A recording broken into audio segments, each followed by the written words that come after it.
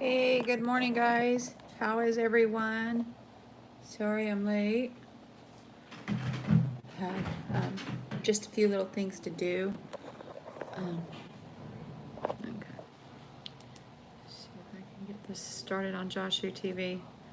I usually hit play first. I was there and I didn't do it, guys. I hear you, Cody. Thank goodness we are. You got to go to sleep at some point. Oh no, what are you not sleeping for, Jules? Hey, Gloria, how are you, hon?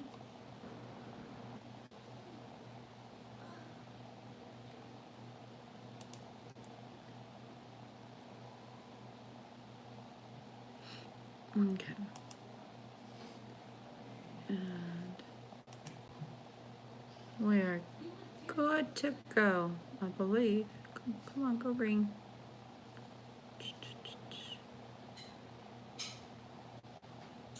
All right. Anyway, I'm not gonna stress it at all. I've attempted to go everywhere. Hey, I am very blessed, Gloria. Thank you for asking. Um, I have just a few headlines. I had debated about going with it last night, but it was kind of late, so I thought that. Good morning, preacher. How are you? Yes, I do. I actually went to sleep for a little bit, and then I woke up watching a movie and decided that this was as good a time as any. I was going to do this about 1 o'clock this morning, but I thought I'd just save it for bright and early. They say that the the early bird gets the worm, so we're being an early bird today. Yes, ma'am, you haven't been to sleep. Yes, very grateful and thankful. Amen. The preacher. Yes, Gloria. It is morning. Hopefully you'll get some sleep if you've been up all night. We'll be praying for rest for everyone all around that's still been going. Okay. Now, I want to start. I'm going to go ahead and start with this. I don't know if you remember the article that I broke yesterday during the little news headlines that I did last night, but that article, it was the same reference, Gloria. I went and I looked to see, and they are basically saying that the embassy in that area has been under attack for 2 days straight. But I do have another article. So if you go and you look in the Wixit site and you click on today's stuff, you'll see the new article from Times of Israel. But if you go and you look back at yesterday's, I believe that article was from probably from Al Jazeera, because I had done a lot from Al Jazeera the day before. Anyway, so this article here from Times of Israel just says that there are 3 rockets hit near the U.S. Embassy in Baghdad. 3 rockets landed inside the heavily fortified Green Zone in Baghdad, Iraq, home to the U.S. Embassy and the seat of Iraq's government city, residents said on Sunday. Alert sirens were sounded in the area on the west bank of the Tigris River. Police sources told Reuters that the projectiles were Qatar shot rockets. Witness told the AFP they saw two rockets hit near the U.S. Embassy. There were some injuries to civilians, local media reported. The attack came shortly after the deadline from the hardline pro-Iran faction for local troops to get away from the U.S. forces, following the U.S. airstrike in Baghdad on Friday that killed top Iranian Qassem Soleimani and a high-ranking Iraqi militia leader. The vehemently anti-American group Kataib Hezbollah had warned Iraqi security forces to get away from the U.S. troops at joint bases across Iraq by 5 p.m. Sunday's attack marks the 14th time rockets have been fired toward the U.S. installations in Iraq over the last 2 months. So I want to break there for just a second because, I mean, I know that everyone says, oh, we haven't technically declared war against Iran. But the mere fact that we have our United States military troop over there in installations that they are supposed to be there to help train another group, but they have been under constant attack from, you know, these the Iranians, and heavily, and most of it was under Soleimani's charge. And so for everyone to pretend like we're not already at war, it's kind of the point is probably moot. I mean, what do you call it when your embassy or your bases are on a daily basis being fired upon, and your troops are there? Is that not, would you not say that that would be war? I mean, all of this official BS red tape crap that, you know, Congress wants to have a fit about. Oh, he's declared war. Well, I mean, give me a break. One, we're in a hostile country. Two, you're having projectiles, mortar, whatever you want to call it, rockets, missiles, coming at your men on a daily basis, but yet you're not going to tell me we're at war already? Just trying to think out loud here, guys. The embassy is for Americans to seek shelter. Haven't all Americans left Iraq? Well, that is all but the troops. And so they're, to my knowledge, so that is what they're attacking. Silent war, CIA infused. Exactly, Cody. And that's exactly it.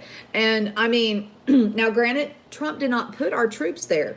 By no means, shape, or form did he put our men already there. Our men were already in place in that area. But after I guess you're there or whatever, and you have to, finish out your mission. You can't just up and leave. Even as much as I would love to say, let's just bring them home. Apparently, Trump was honoring the previous arrangement or agreements. And then all of a sudden, for all of this other stuff to play out. And how could one even get into the embassy now? Right. Well, that embassy is closed, and they have been, and any American that is still in Iraq right now, they have been told to go to Kastan, I think is the other location that they were told to go to in Iraq, that they would be open, receiving, people. But as far as anything else, and then of course, everyone wants to have an outrage, but about Donald Trump's reaction to the death of an American contractor and to the constant barrage of attacks and the actual, trying to siege our embassy. They had to know that something was coming. Yep. Okay. So anyway, the other day I had shared a story with from Sputnik News that said the UK nuclear sub in position to strike Iran amid the tensions over the Soleimani's killing report.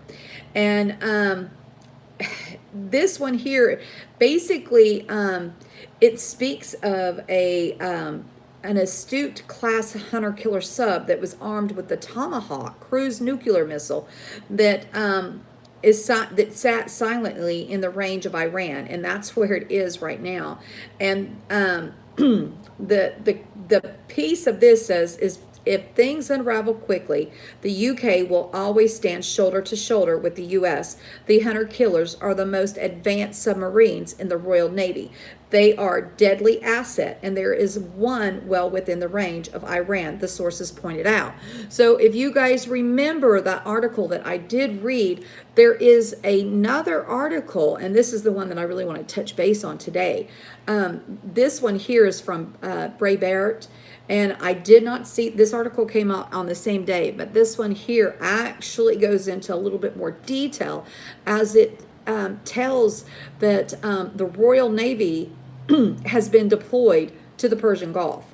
So, and Britain is backing Trump. It says the United Kingdom defended the actions of Trump administration in Iran, saying the United States is entitled to defend itself against Iranian aggression, and deploying the Royal Navy to the Persian Gulf to protect shipping vessels flying the British flag. The Secretary of State of Defense, Ben Wallace, expressed support for Americans' decision to take out Islamic Revolutionary Guard Corps Commander Qassem Soleimani, citing the violence committed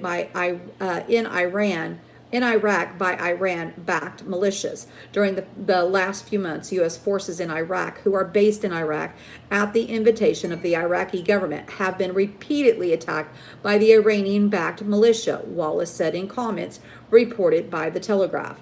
And that's what I'm saying. You cannot expect someone to continuously stay under attack and not expect someone, you can shake the bear, but when you wake the bear up, you better look out. Well, now I believe a lot of people are assuming, because of the recent training facilities, Gloria, if I'm not mistaken, that Iran and China and Russia may try to join together. But let me see if I can. I don't think I have an article that says that they are together.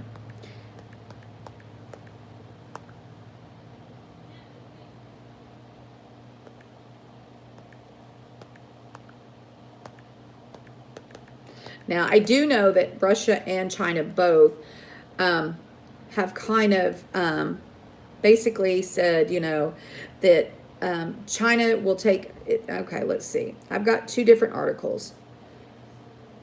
I believe I already read the Forbes article from what the Russian says the Iran general's killing was illegal. We read that the other day. Here is a article. Now, this article is not in the Wixit, but I will put it in the Wixit. Okay. It says China might take Iran's side in a war with the U.S. Beijing's ties with Tehran are crucial to its energy and geopolitical strategies, and with Moscow also in the mix, a border conflagration is a real possibility after the U.S. assassination of Iran's General Qassem Soleimani on Friday's. Germany's Spiegel Online observed that it is akin to a declaration of war on Iran. Now, the U.S. Congress is scrambling for a debate on a formal declaration of war, although it will unlikely block the Trump White House march toward the battlefield. Last March, President Trump reviewed the Pentagon's plan to send 120,000 U.S. troops to counter Iran, and the current military buildup of deploying 3,500 more U.S. troops to the region may be a part of that plan. Also in 2017, a think tank that enjoys close ties with the Secretary of State, Mike Pompeo, and the Trump White House sent a 7-page memo outlining plans for the regime change in Iran, and the current scenario seems to be taken out of this playbook. The next question is, how will the regional powers react to a U.S.-Iran war? China and Russia already seem to have answered that question via the war games in the Gulf of Oman last week, and the signal to the U.S. is that Iran is not isolated and has powerful allies. Indeed, last year, retired U.S. Army Colonel Douglas McGregor already warned that the war with Iran would draw in China and Russia. So they're speculating that because of those Iran drills with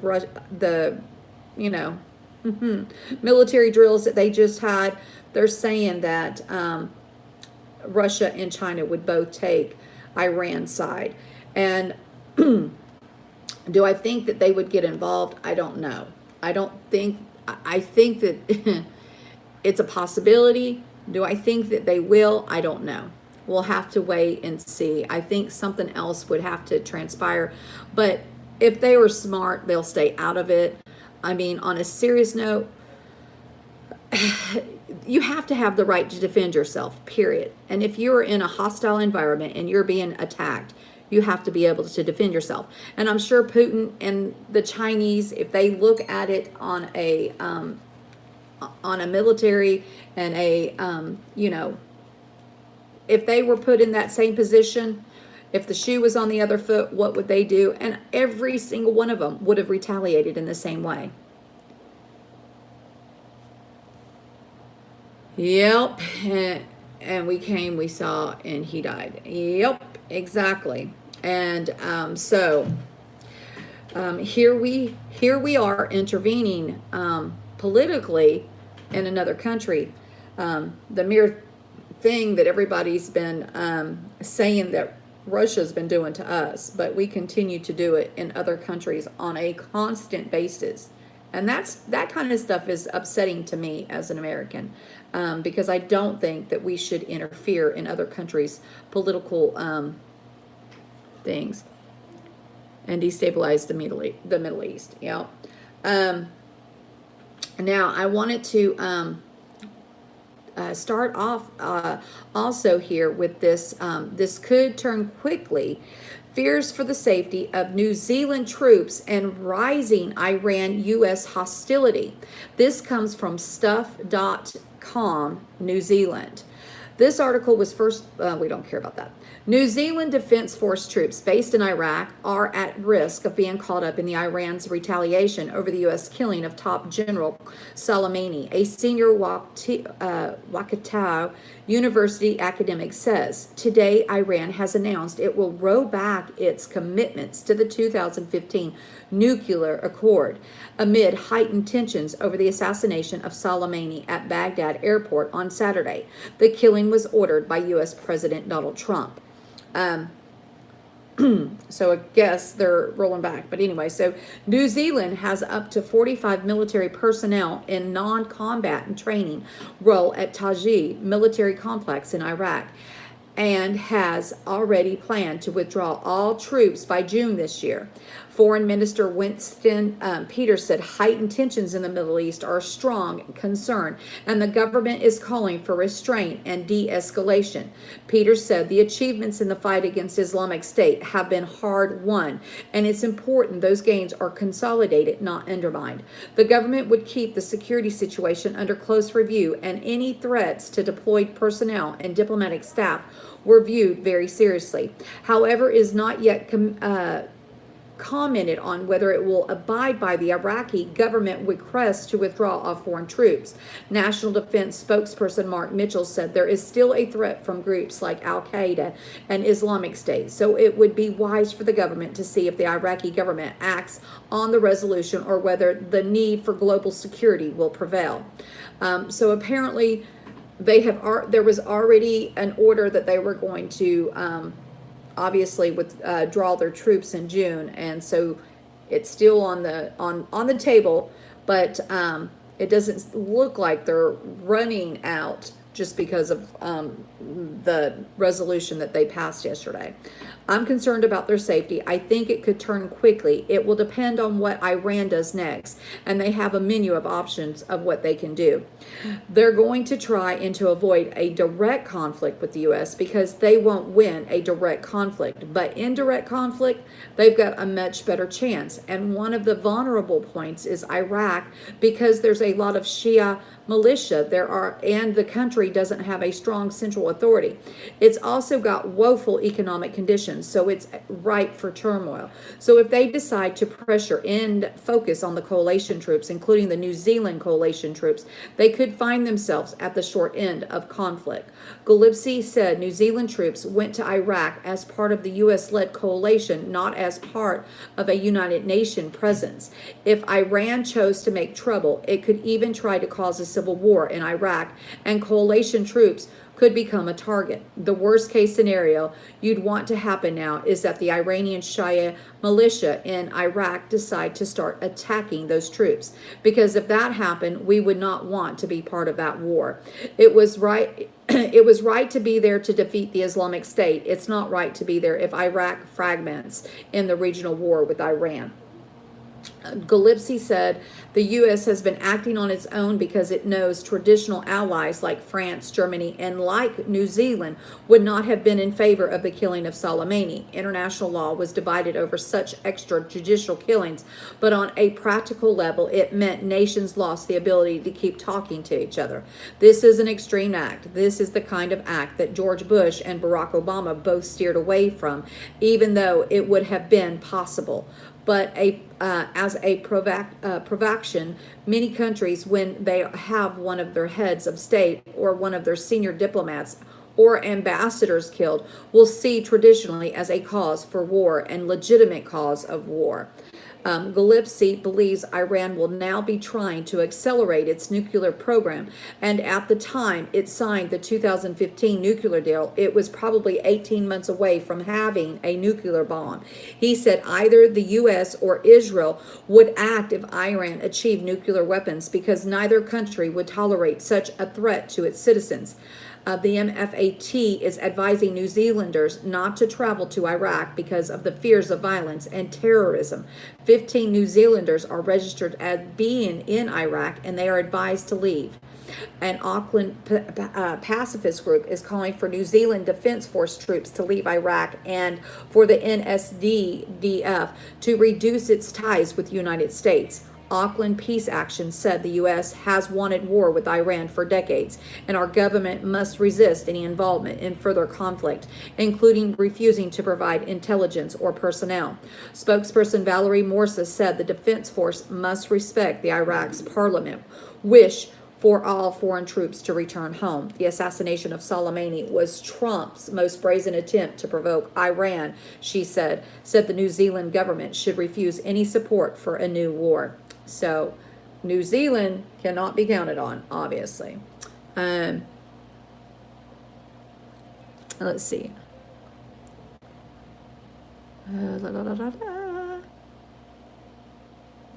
Yeah, it is the American embassy.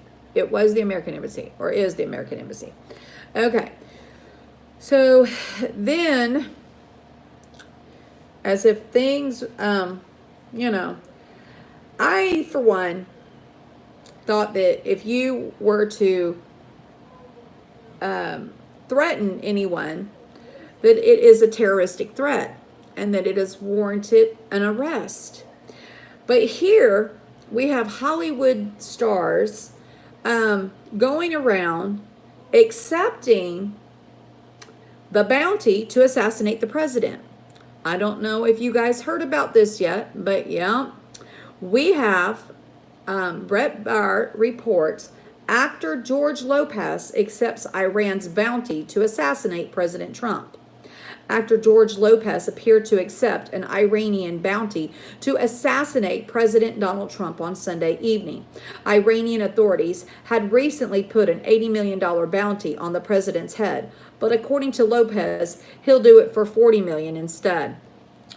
Iranian authorities have put a bounty on the American President Donald Trump's head during the televised funeral of General Qasem Soleimani after he was assassinated last week, said Chicano Worldstar to Instagram. What are your thoughts?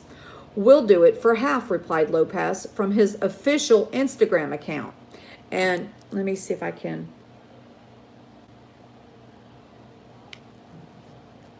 So you guys can see. Hopefully you can see that.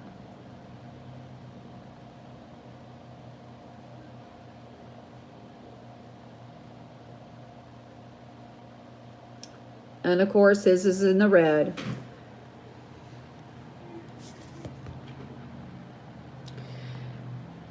When the George Lopez is not threatening to assassinate the president, he is apparently getting into altercations with Trump supporters instead. Such was the case in November. What the heck?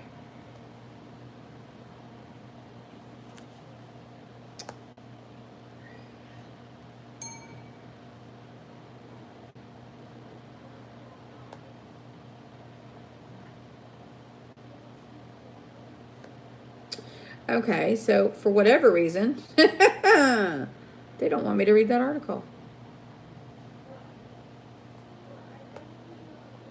Like, seriously, guys. I'm going to read this article. I have it somewhere else. I can go I can go to one in front of it, one behind it, but for whatever reason, and I've even tried to, let me see if I can do this. Okay, here we go. I got it. I was like, oh my goodness sakes. I hate this crap. Okay, so anyway, so when the George Lopez is not threatening to assassinate the president, he is apparently getting into altercations with Trump supporters instead. Such was the case in November of 2018 when police charged Lopez with a misdemeanor battery over an altercation involving a MAGA joke and pro-Trump comments at Hooters restaurant, which was caught on tape. In June of last year, the actor demanded that the Immigration and Customs Enforcement ICE deport Trump's children, falsely suggesting that it is offspring of legal immigrants they qualified as anchor babies. In 2017, the Smurfs actor called on President Trump to deport police. You want to make the streets safer, deport the police, said Lopez. While gallivanting around Los Angeles with friends a few summers ago, the Balls of Fury actor pretended to pee on President Trump's Hollywood star by placing a bottle of water near his crotch and pouring the contents onto the plaque while grimacing. Wow, isn't he just so lovely? And this is just Henry Thomas live on the house every hour. I'm not live every hour, but yeah. And I have had sleep. I promise. I went to bed, or at least I tried to. Anyway, I slept for probably about an hour or two. Yep. I just came on at 6. It was a little, I had it timed to come on at 6, but it was like 6:17 or something. And then we have from the Ynet News that says that the daughter of the slain Iranian general warns families of U.S. troops. It says top Iranian general Qasem Soleimani's daughter, Zainab Soleimani, directly threatened an attack on U.S. military in the Mideast while speaking to a crowd of hundreds of thousands in Tehran that stretched as far as the eye could see.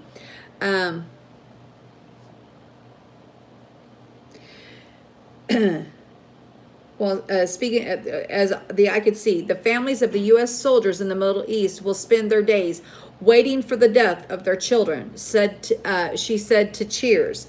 Zainab's threat comes as the blowback over the U.S. killing of her father in Baghdad.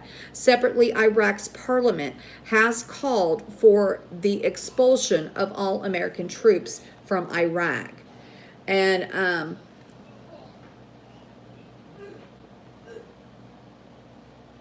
let's see, before we start talking about that. And of course, we have the Iran general replacing Soleimani. He is vowing to get rid of the American from the region.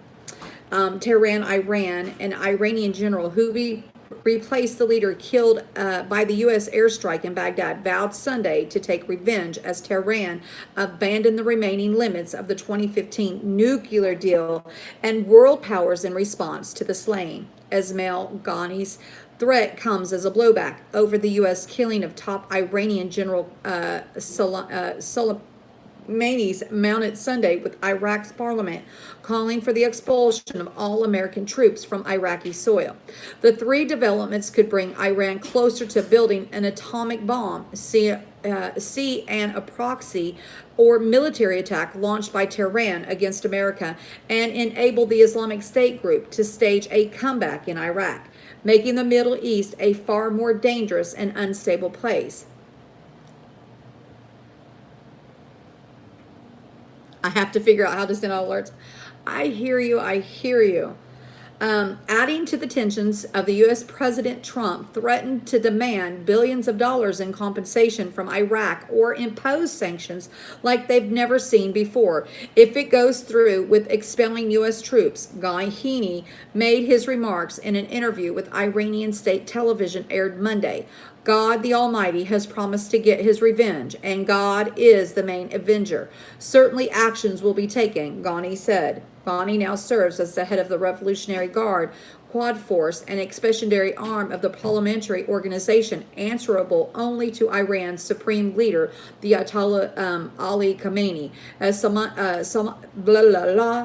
As Soleimani's longtime deputy, Ghani has been sanctioned by the U.S. since 2012 for his work funding its operation around the world, including its work with proxies in Iraq, Lebanon, and Yemen.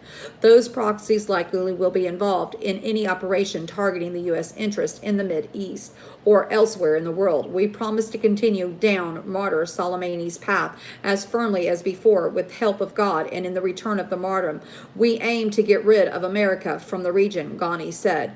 On the nuclear deal, Iranian state television cited a statement by President Hassan Rouhani's administration saying that the country would not observe the nuclear deal's restriction on fuel enrichment on the sides of its enriched uranium stockpile and on its research and development activities. The Islamic Republic of Iran no longer faces any limitations in operations, a state TV broadcaster said.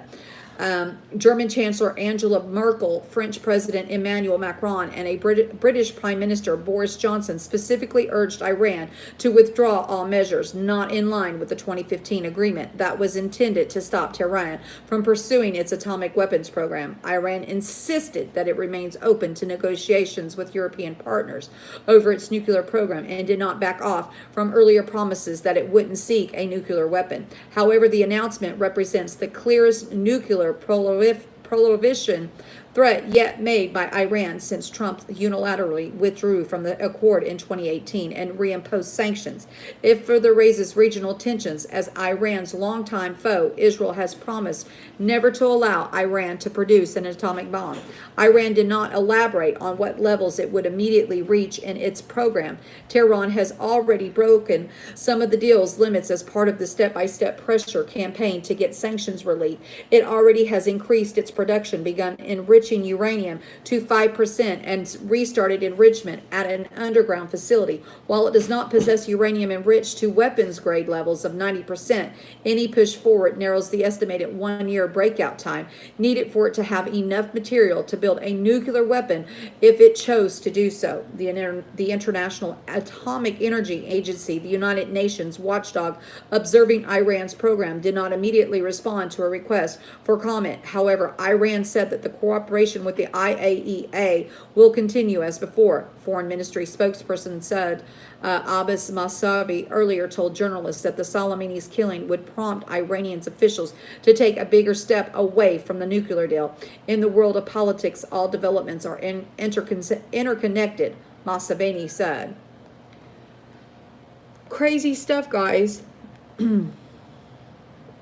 Okay, let's see. Now, if you remember the other night, we broke with that story of the attack on that base in Kenya. And at first it was reported that there was only the 4 militiamen that had been killed. But according to the Times of Israel, the extremists killed 3 Americans in the attack on Kenya military base. Nairobi, Kenya, the Al-Shabaab extremist overran a key military base used by U.S. counter-terror forces in Kenya before dawn on Sunday, killing 3 American Department of Defense personnel and destroying several U.S. aircraft and vehicles before they were repelled, U.S. and Kenyan authorities said. The attack on the Manda Bay airfield was the Al-Qaeda-linked group's first attack against U.S. forces in the East African country, and the military called the security situation fluid several hours after the assault. 5 attackers were killed. Kenya's military spokesperson Paul Nyagwa said Al-Shabaab, based a neighboring Somalia, claimed responsibility for the assault. 1 U.S. serviceman and 2 contractors with the U.S. Department of Defense were killed in the fighting, according to a statement issued late Sunday by the U.S. Africa Command of AFRICOM. The attack on the compound involved indirect and small arms fire after an initial penetration of the perimeter. Kenya Defense Forces and the U.S. Africa Command repelled the al-Shabaab attack, said the AFRICOM statement. Reports indicate that 6 contractors operated the civilian aircraft were damaged to some degree. Manda Bay Airfield is utilized by U.S. forces whose mission include providing training to our African partners, responding to crisis, and protecting U.S. interest in the strategically important area. Anyway, so there's a lot more to this story, guys, but this story is in the article. But I wanted to make sure that we that it was corrected, that it wasn't just the 4 militiamen that broke down the barricade, that there was actually 3 Americans that were killed over there, and I wanted to make sure that I made that correction. I'm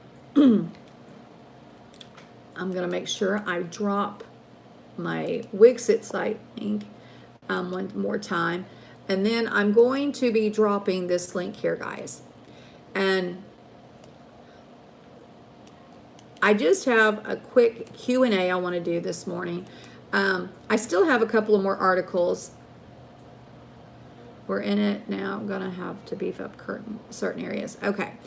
I want to share this real quick with you guys. And I believe it was back in, goodness, August or September, I had actually done a video that talked about the terrorist organizations that were here on U.S. soil. And we were talking, I believe I talked about, I thought it was like 30 camps or something like that I named off. I'll have to go back and check for that video and listen to it again myself to refresh my memory on it. But last night I was watching DLive, and I don't remember the caller's name to save my life. If anybody was on DLive last night and saw the gentleman call in and talk about the map that he was talking about, it looks something like this. And this here is from the terrorist network in America from 1991 to 2007. You didn't see it? Okay. And that's how come I'm sharing it today. But my stepdad wanted a more current, he said 2007 is too old of a map. And he wanted a more current map. Well, I'm going to show you this. I tried to print this off. This goes from 1999 all the way to 2018. I tried to print this off, and I'm going to show it to you over here, guys, so you can see. And I have this here link here that's in here is the map that I'm going to show you. And this here. Let's see. Hold on, guys. Okay, so this here is what is all cut off. Can you see all that red? Why? And I could not get it to print. I made it fit to screen and everything else, but I hope that you guys will click on that link so that you guys can look at this map. But that is a lot of terror networking in our area. And if they know that these places, yeah, just wow. Just wow. And you can see the date. So you know that it's pretty accurate, pretty current. Yeah.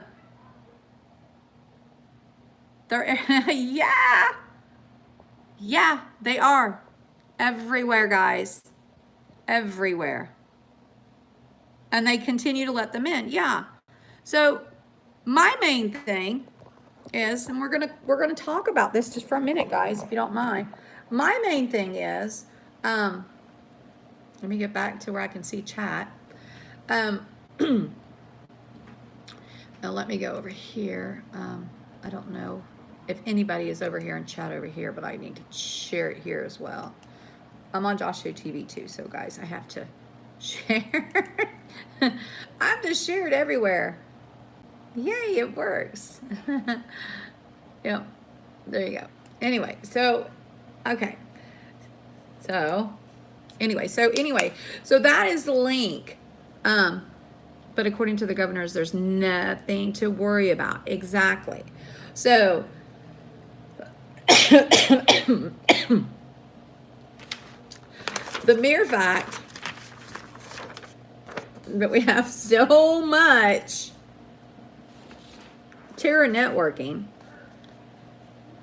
and our country isn't doing anything, and they are allowing them to do this. Why? I ask you why. I understand, Jules. Believe me. I mean, it doesn't make any sense. And if you know where all of these networking cells are, why are we allowing them to stay? Why do we allow this? Exactly, Tony. Does it make sense, guys? Does it make sense? And I really wish that I could give credit to the guy on DLive, but if you guys go watch DLive, or even, I think Marv actually has the video that he played last night on YouTube now. Yeah, that is like the real question. How they could say that this is just terror groups. What groups are drug cartels?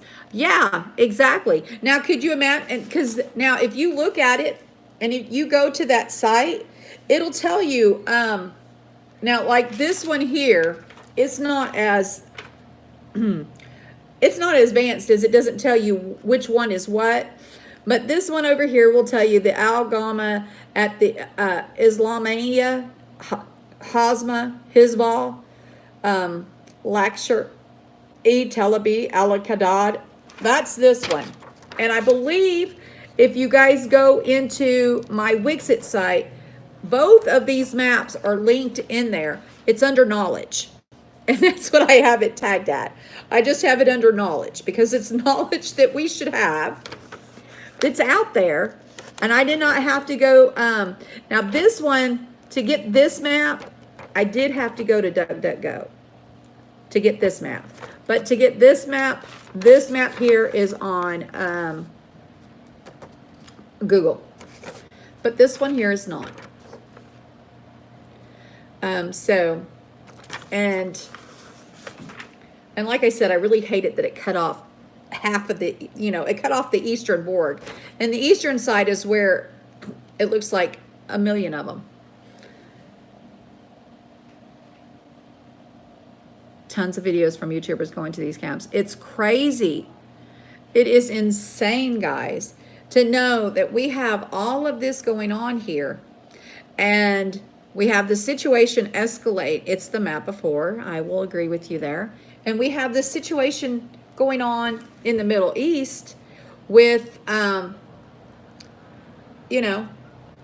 people over here that scream death chants, death to America, and calling for attacks on America. Yeah.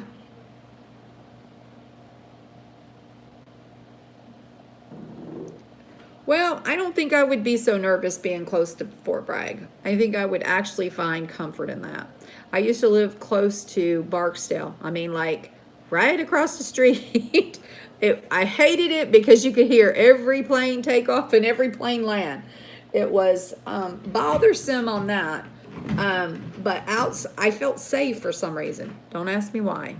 Even though I know that would probably, that's usually most likely going to be one of the first targets they hit. Barksdale, all of those U.S. politicians think that if Islam takes over, they will be safe because they haven't fought against it. They are fools. And I think that we have to have the knowledge. And if we have tools out there that is available to tell us where these networks are at, We should know it. And why they are allowing them to stay is still beyond me. Yeah, exactly, not me. And when they do live fire rattling the windows, I wouldn't know if we were being attacked or not, because it's normal. Exactly, Brandy, it is, and I can so tell you that I know exactly what you're talking about. I really truly do, because it's like everything, rattles. They will play the Giselle. Yep. That was a good one.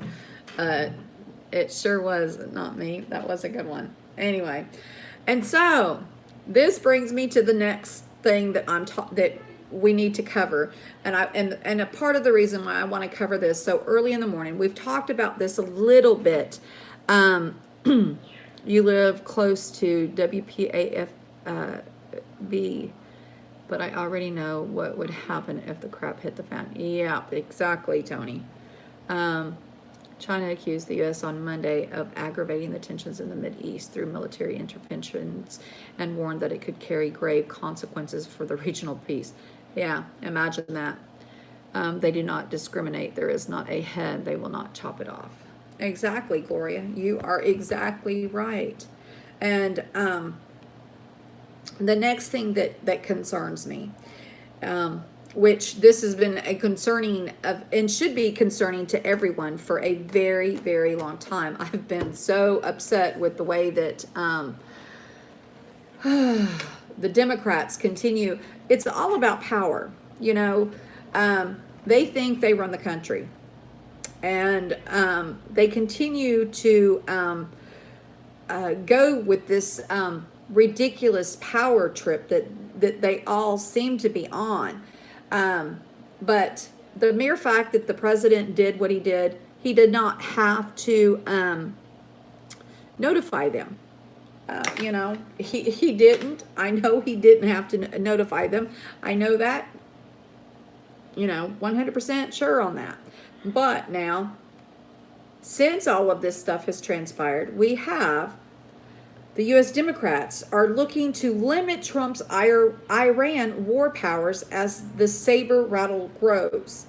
This is why we need to hear about this early in the morning, so that sometime during the day we can call our governor, our congressmen, our senators, and we need to make it very, very abundantly loud and clear that if they stand for any more infringement, hindrance on our president, that they all will be replaced.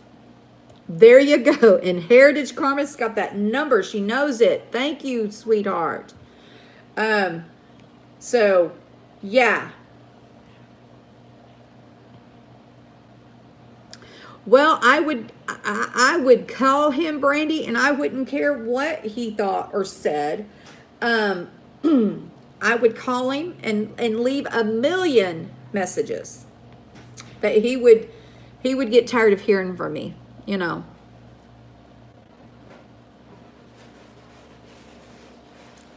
Well, according to, I think it was Pelosi or, no, it was AOC and Ilabab. Hey, Michelle, how are you? It was AOC and Omar and someone else, but they are coming up with a resolution supposedly to stop Trump's war powers. But we'll see. According to this article, it says, fuming over being kept in the dark on the Soleimani strike, Pelosi announces bill to stop U.S. president from taking further action against Tehran without congressional support. U.S. House Speaker Nancy Pelosi announced Sunday that Democrats would introduce a new resolution before the House of Representatives that she said would limit President Donald Trump from unilaterally leading the United States into a war against Iran. Pelosi has been leading the backlash against Trump's decision to authorize a drone deadly strike against the powerful Iranian general Soleimani in Baghdad, and an operation that Trump only officially informed Congress about on Saturday, nearly 48 hours after the event. Pelosi stated that in her letter to the Democrats that the resolution reasserts Congress's long-established oversight responsibilities by mandating that if no further congressional action is taken, the administration military hostilities with regard to Iran cease within 30 days. And so here we got them seriously trying to go and stop Trump yet again. And the thing that we need to focus on, like I said, we really do need to focus on calling our congressmen, calling our senators, blow those phones off, call the governor, tell them that anyone that stands with Pelosi on this is going against their constituents. And you will not have a problem in going door to door to make sure that they get unseated. I mean, it is getting serious, guys. I mean, like serious like never before. Yep, they're the ones, Colleen, Tlaib, Omar, and that other one. That's it. And those are the ones that initiated this crap. Exactly. I couldn't think of their names. Thank you, Colleen. I read so many articles, and it's just kind of mind-boggling because all of them start running together. So, but we've got to stay on top of this, guys. We cannot allow Pelosi and them to come up to famboozle our president anymore. Enough of this crap. It has to stop, and it stops now.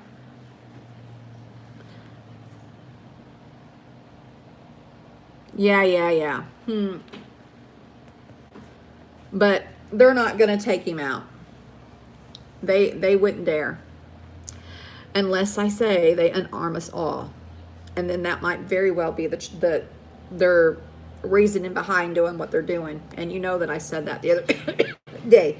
But I'm praying that the Lord will intervene on all of this. And that is, I cannot express how important it is for everyone to please contact your congressmen, call them, let them know you do not and will not support them, and you will check. You will be checking to see if they vote for this crap. This cannot be allowed.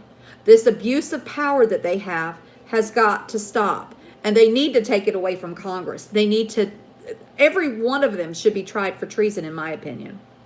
But anyway. Yep, and you know, I can see Trump's point on that, wanting to be reimbursed for all the money that we've shelled out for that base. But, and if not, you know, in all seriousness, if I was Trump, I would say bon voyage. I would take up my troops, bon voyage, and I would blow up the base to smithereens. You know? That's exactly it. And here's an article that actually confirms that Iran says it's ending their commitments to the nuclear deal, and they will no longer limit the uranium enrichment. And it's from Hartz. And it says, Iran said Sunday it will no longer abide by any of the limits of its unraveling 2015 nuclear deal with the world powers after the U.S. airstrike killed a top Iranian general in Baghdad, abandoning the accord's key provisions that blocked Tehran from having enough material to build an atomic weapon.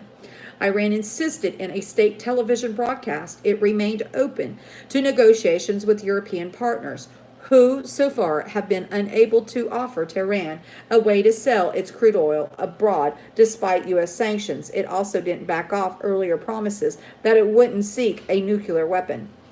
And then later on Sunday, France, Germany, and the United Kingdom, collectively known as the E3 group of countries, urged Iran to withdraw all measures not in line with the 2015 nuclear agreement. In the joint statement, German Chancellor Angela Merkel, French President Emmanuel Macron, and the British Prime Minister Boris Johnson urged Iran to refrain from conducting or supporting further violent acts. They are also called on the actors involved to show utmost restraint and responsibility and pledge to continue to seek to reduce tensions and ensure stability in the Middle East. Iran's announcement on Sunday represents the clearest nuclear proliferation threat yet made by Iran since U.S. President Donald Trump unilaterally withdrew from the accord in May 2018. And of course, they want to remind you that who withdrew from that accord. Oh, mercy, guys. It is insane. Absolutely insane.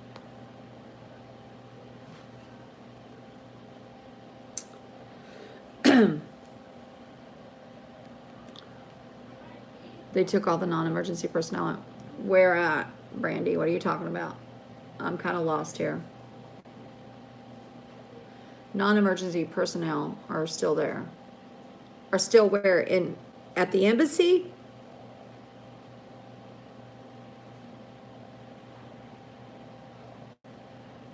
Yeah, well, they did, the UN watchdog, they have made a comment. They did make a comment in that one article that I read earlier, Cody. You'll have to, I don't have it in front of me anymore. I've exited it, but it's on the Wixit site to see what they said. In Baghdad, they've told all U.S. citizens to leave Iraq, Colleen. They did tell them all to leave. And they told them not to go to the Baghdad embassy. They could go to the Kurdistan if they couldn't get out by plane. If they had a problem leaving, that they could go, they could leave that way. Or get out if they were having issues. Yes, and Broken Patriot. Have you heard about George Lopez accepting the bounty, saying that he would do the job for half of the bounty? And there is an article in the Wixit that discusses it, that Bret Baier had put out.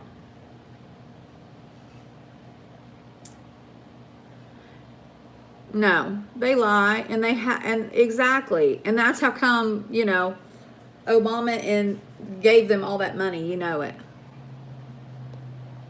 Oh no, the bounty is real, apparently. Yeah, no, they apparently made a real bounty for Trump, and now whether or not George Lopez was serious about it, I don't know. But I think whether he was serious or not, I think there should be consequences for somebody stating that they would accept to take a bounty that would kill a U.S. president. I'm sorry. I don't believe in joking in that fashion, by no means. And he did. And he sure did. And I did see this article. I found this last night from my mom. She shared this with me, and this comes from the Washington Examiner. And you guys know that whenever there is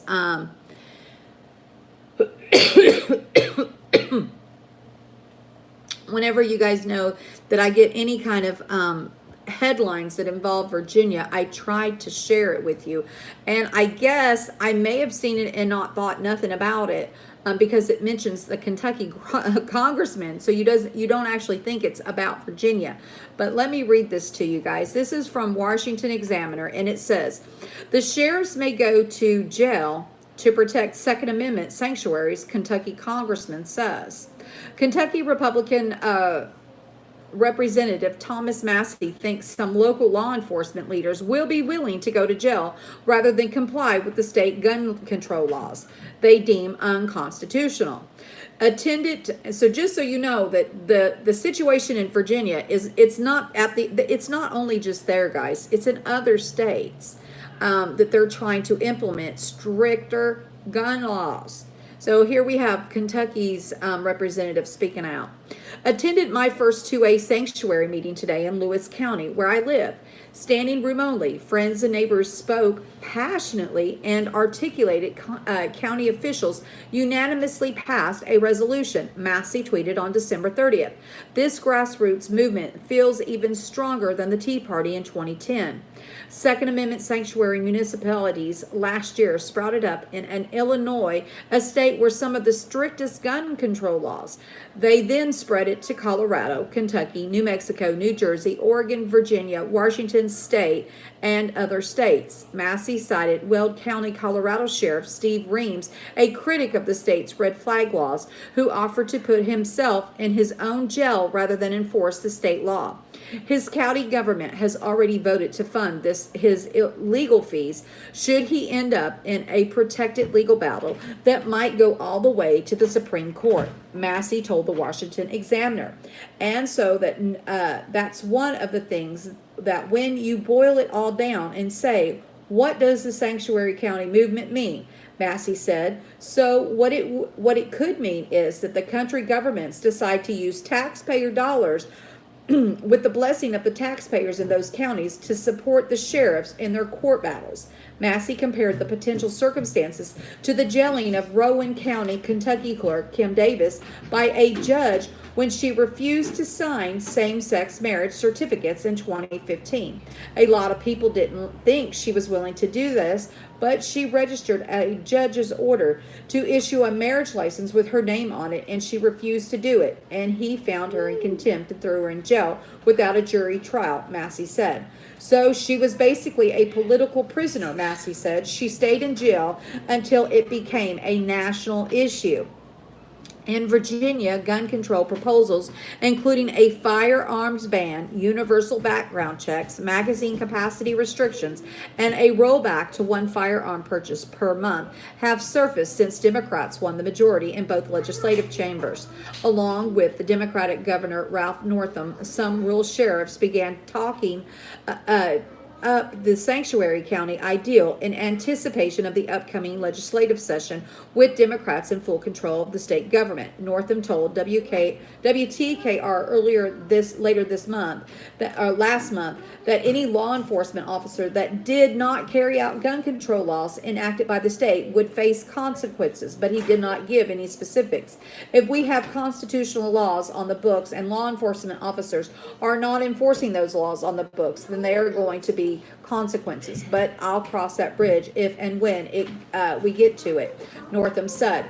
But if you guys know, on January 8th, I believe in Virginia, they're going to have this vote for them to enforce those laws or to be suspended.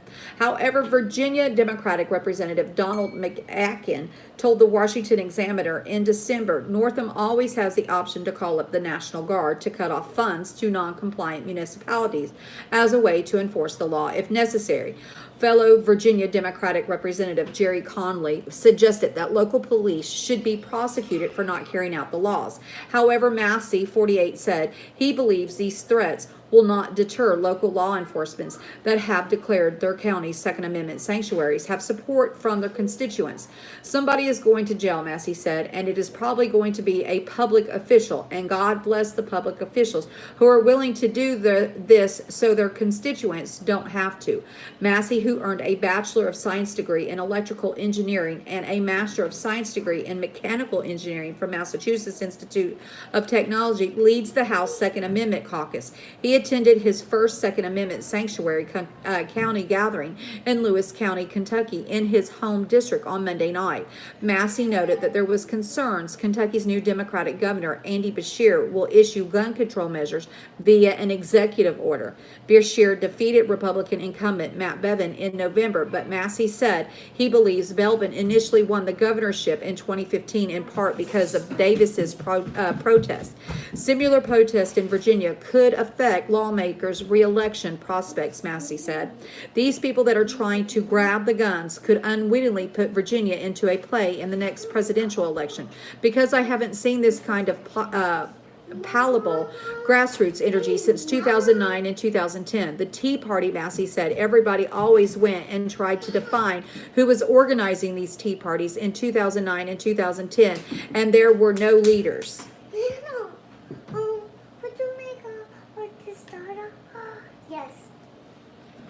So, anyway, So I don't know if anyone had heard of that story there. I did not hear about it. I knew there was a lot of stuff going on in Virginia, but I had not heard anything about new gun laws coming into play in Kentucky. I know that there are several states that have the red flag laws, but as far as these new gun laws that they're talking about him, signing an executive order, I have no knowledge of until I read that. So that is why I shared that article with you guys. That is what I have for you guys this morning.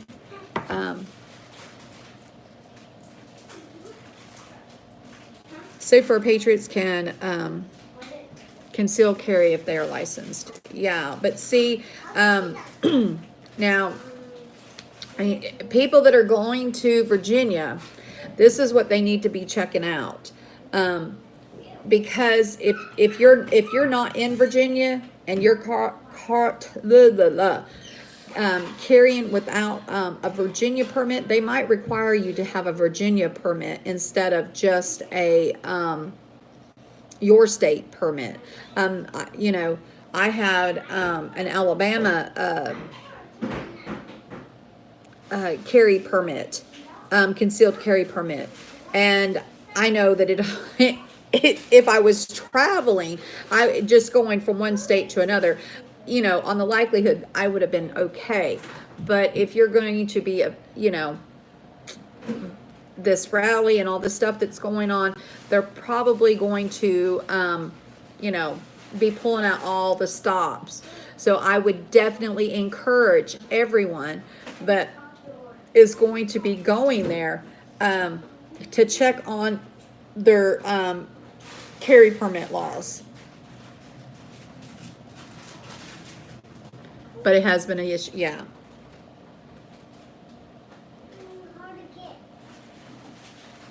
Right. Reciprocal laws. And see, and that's the main thing, because they could possibly take your firearm in Virginia, and and then you're fighting a never-ending battle. You say that many people should march Washington over the Virginia issue.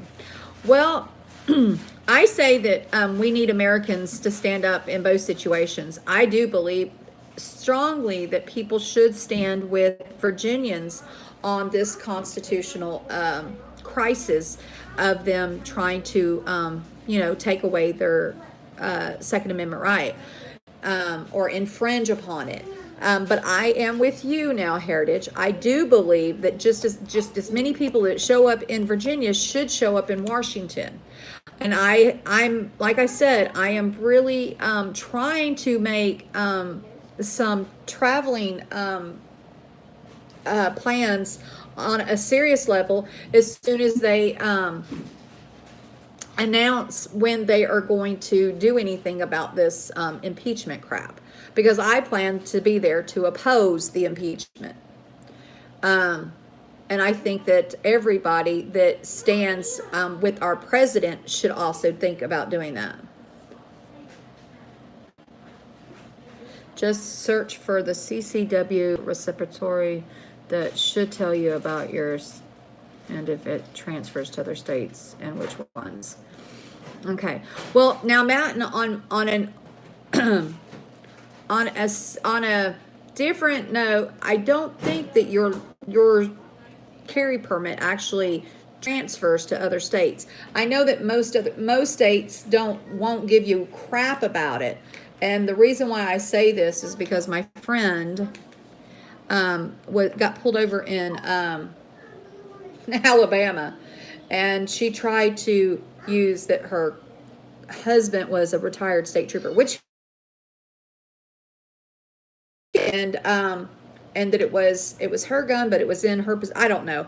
But anyway, needless to say, she almost got in a lot of trouble because Alabama, in the state of Alabama, you have to have an Alabama concealed carry permit, or you have to have, that law enforcement agent has to be in the vehicle. Texas isn't one. I know, and I don't know why everyone wants to pick on Texas, but I will have to say that Alabama, that cop was picking on her for being Texas. I don't know, and basically, if she'd had it on her, it might have been different. If she'd had a permit, the cop wouldn't have been so hard on her. But yeah, and I agree with you too as well. And I think that that's why a lot of the focus, but I mean, people need to realize it's not just in Virginia, and that is my concern, that everyone is focused on this one little area, and it's not just there. We need to take it to Washington. We've got to somehow, you know, take it up with Washington. We've got them to intervene. We've got to get them to say, hey, all of these red flag laws, for one, are unconstitutional. And because these states continue to allow all these red flag laws to go up and nobody is challenging them, this is why we have states like Virginia and Kentucky trying to do executive orders or whatever to confiscate guns.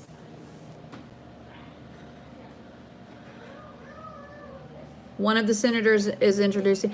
Now, I thought that there wasn't going to be a vote in Kentucky, in Virginia. I'm talking about Kentucky, in Virginia until the 8th, which is in 2 days. But I was thinking it was on the 8th. Colleen, is there a vote today as well, or are you talking about in Kentucky?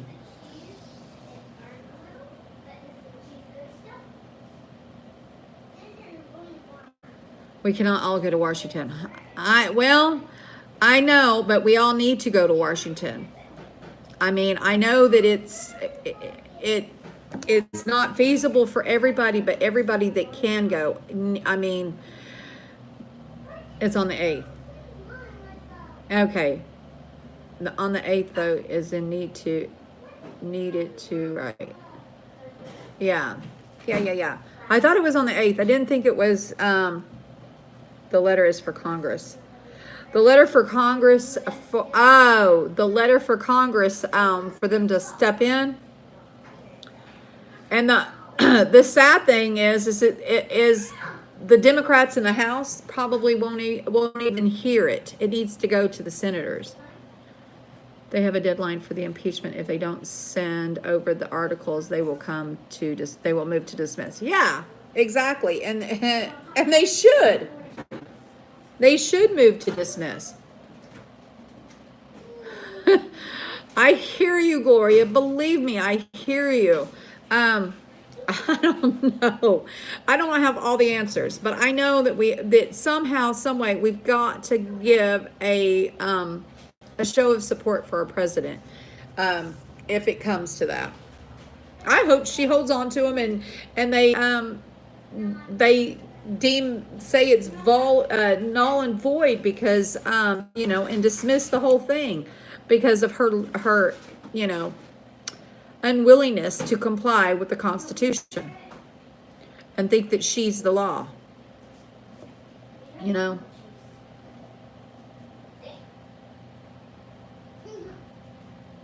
Occupy to see. That's it. That's what we need to do. Yes, indeed. They're giving her till Friday this week. They need to.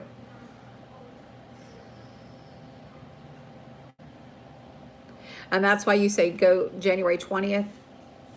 Say, why did you pick the 20th? We don't know if there's going to be a hearing or anything, but why did you pick that day? So you're saying instead of go to Virginia, we should all show up in D.C.?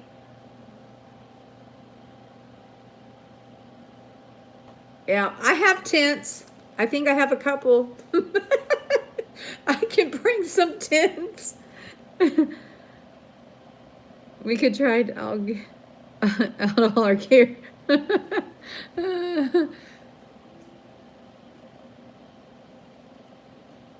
Right, and that's exactly what she's going to try to do. Is she's going to try to add that, saying he's abused his power and overstepped, but he hasn't.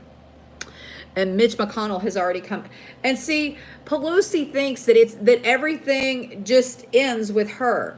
She forgets that the Senate has to approve this. And Mitch McConnell doesn't even have to put it to the floor.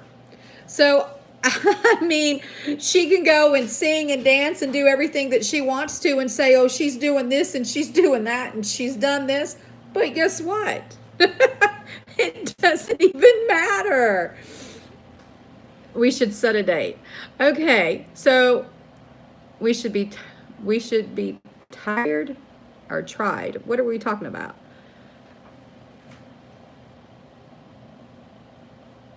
Okay, so is everyone saying they want to go on the 20th to Washington? All my bunch here. Are we saying we want to go to DC on the 20th? That our voices need to be heard in DC instead of Virginia.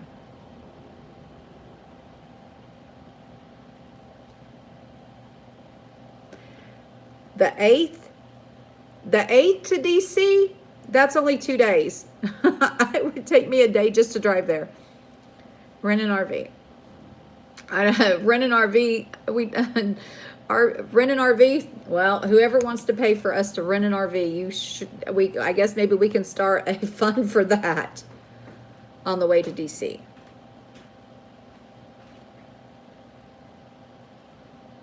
To our state capitals. Well, yeah, now, and I thought, and I have said that if you guys cannot go to DC, that if everyone showed up at their state capitals or their town squares with signs that said, you're impeach Congress, we stand for the, our Bill of Rights, whatever, no infringement on the Second Amendment, whatever, or we stand with Virginia, whatever we have to do. I mean, yeah, we have a lobby day as well. Okay, so in North Carolina. Release the dogs. Okay, so is that what we're going to say? We're going to say that we're going to go to our state capitals, or if you can show up in DC. Teacher did a really good job. and I encourage everyone to go to DC. Let's see. There we go.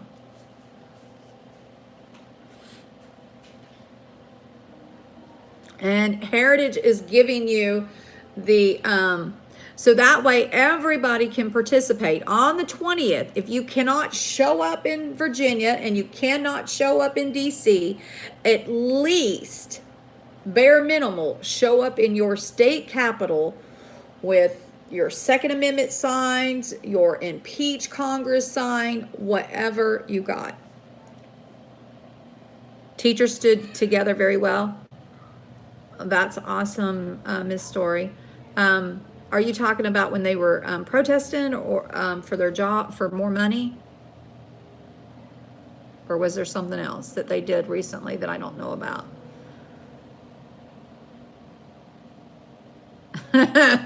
He probably is calling. Yeah. I hear you, Michelle, on the 22nd.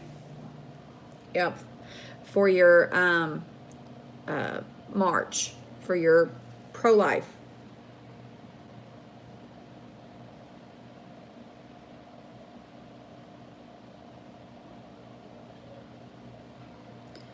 Iran, they hit the embassy, JR.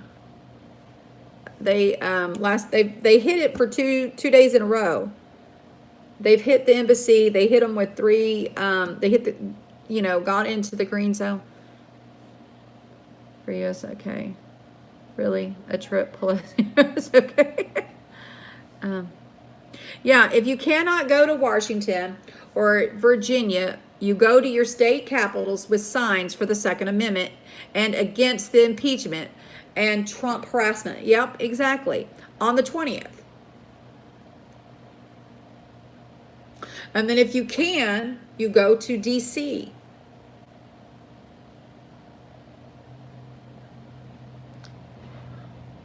They hit another base in Kenya.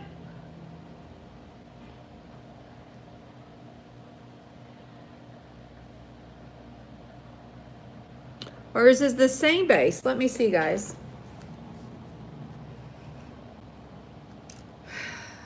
Are you talking about the base that they hit on Saturday night in Kenya where the 3 died?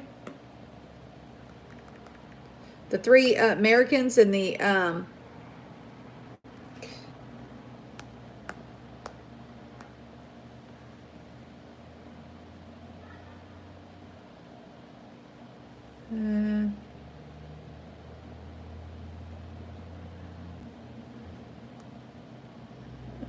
now, I know in Mali there's some soldiers killed in a roadside bomb, the government says.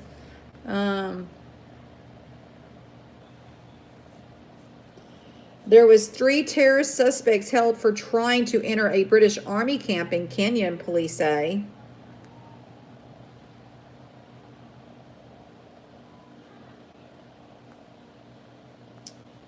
But so far, there's not another attack.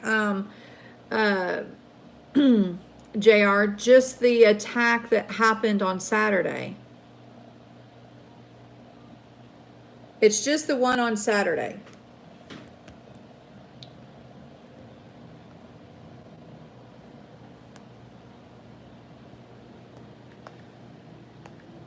Yeah, it's not another one. It's just the one that happened on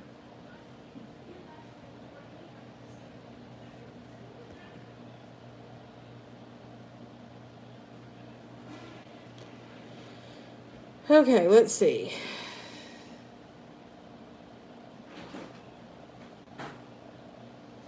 Three Americans killed in a Kenya terror attack, which we read that earlier. 3 Americans were killed in Sunday's terror attack in Kenya.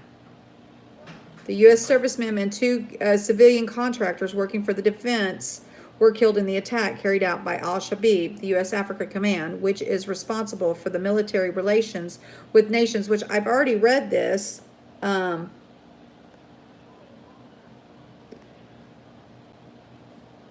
to my knowledge, it's the same attack. And you agree on DC. I got you, Heritage. Just another attack? No, no, I think it's the same one, JR.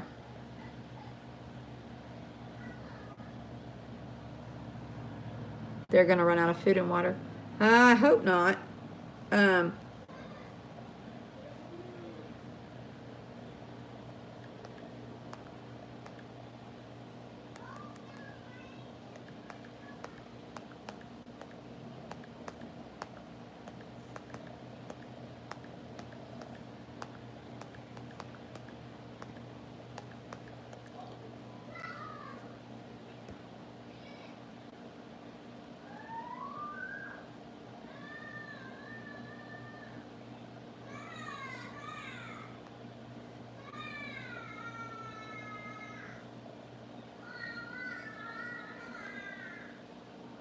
Yeah, it's just the same one, I believe, where the 4 militias died.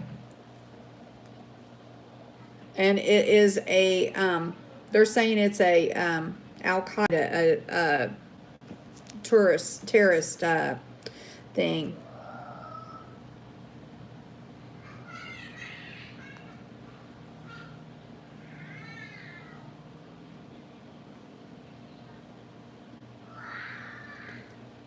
But this is the same one. They haven't mentioned a second attack, which is affiliated with the Al-Qaeda. Yeah. It's Somali border. Yeah, this is the same one. It's not a different one.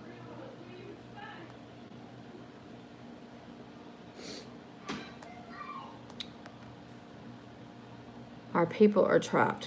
Where are our people trapped at? Where are our people trapped at?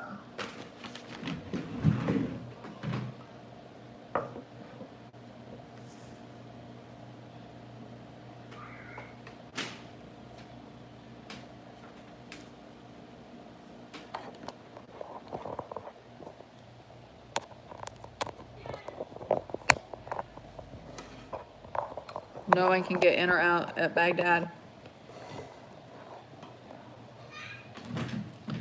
I'm not sure.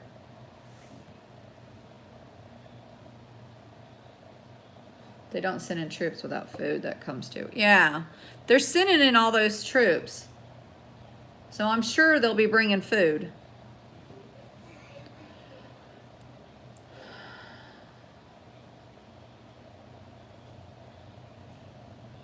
Okay, JR, catch the replay, dear.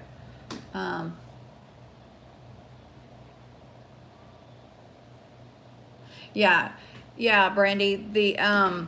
The Baghdad base, the Baghdad Green Zone, has been attacked for 2 nights straight.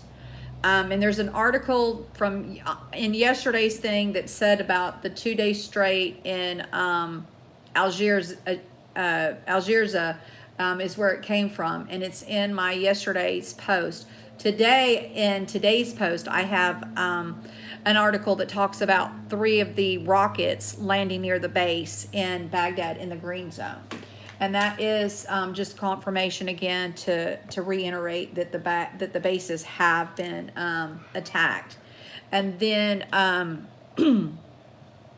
and that's what I'm saying. They want to talk about, we're not at war, but yet we have, you have incoming rockets and missiles coming at your embassy, but yet, what the president did was, oh, shame on him for trying to take care of the attacks. I find the hypocrisy of it all just ridiculous. Just saying.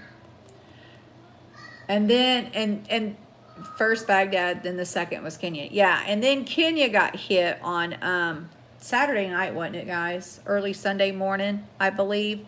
And Kenya got hit, and we didn't know at first. I broke, if you guys remember, I broke with the story, and they weren't saying who it was. It was an ongoing situation, but we found out afterwards that it was Al-Qaeda and not necessarily Iran, even though I think that it was probably, even though they're saying Al-Qaeda, who knows? I mean, when you can look at me and tell me with this many, and I mean, just guys, just really seriously, take a gander for yourself. JR, I put this in the, this link in earlier, because on this map, it's cut off over here, all the east side. And if you could see all the red dots on the east side, it's even more so. But this here's an old map. But, I mean, you cannot tell me. And they're all intertwined. I mean, you look at it.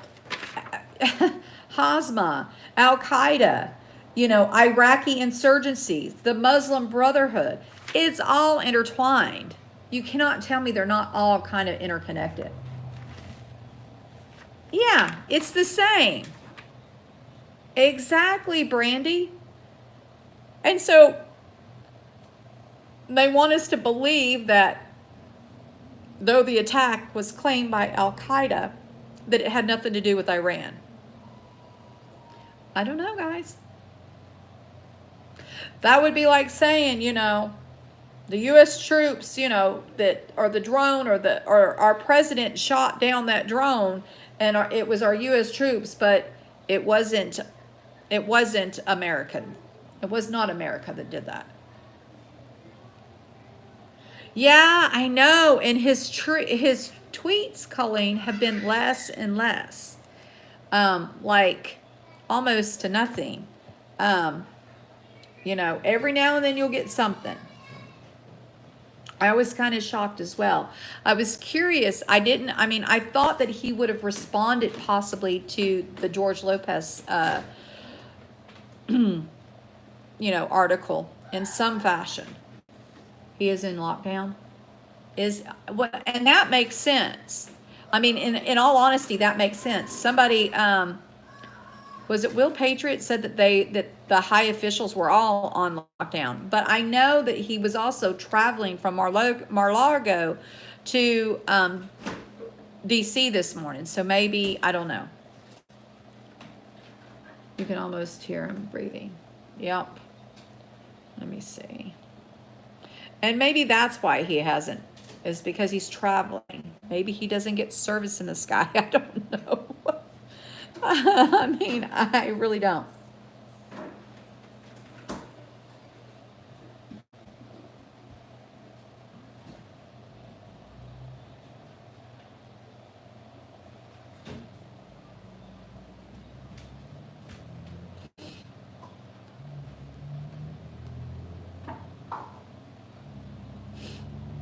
Yeah, and so everyone knows what Adam said. He said that his on the reason why he uploaded that video from last night's D Live on YouTube is because he can upload videos, but he can't live stream because their privileges had been taken because of guide strikes. It says a lot of people are confused that we uploaded the regular vid to YouTube, but not live stream. It's very simple. Live privileges were removed for community guideline strike. No one would voluntarily do the same amount of work hours to go to a platform that virtually pays nothing. So that is what happened with Marv, guys. So I don't know how long that'll last. If he'll stay over in D Live indefinitely and just upload videos on YouTube. Uh, but if you're not already subscribed to D Live, I would do it.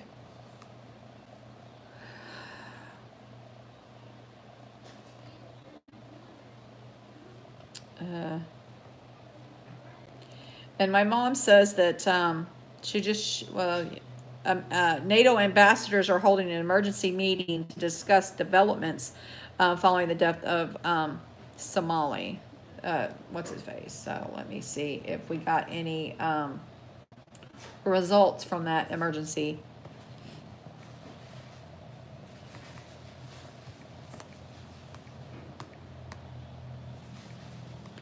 See if we can find if there was anything. That was like 4 hours ago.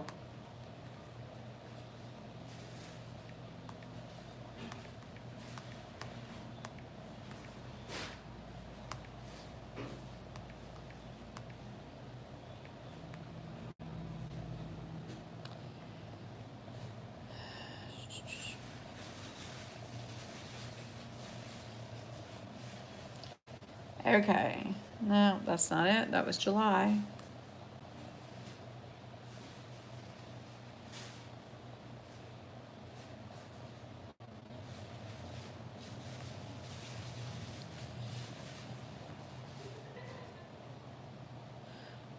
According to Al Jazeera, there's an article that says U.S. is seeking clarification on Erdogan's military base closure threat. It says the U.S. Defense Chief Esper says he needs to understand how serious Turkish president's threat to close the Incirlik base are.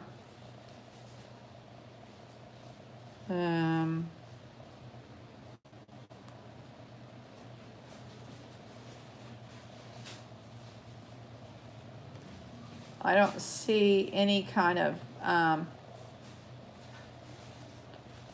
I don't see anything to back up that article.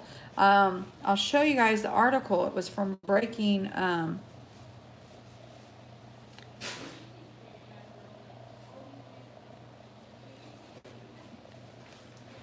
Live breaking news. But as far as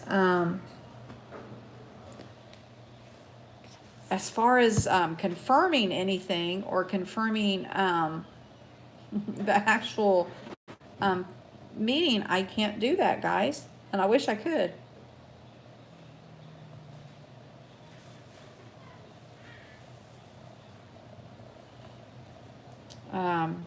I don't know who.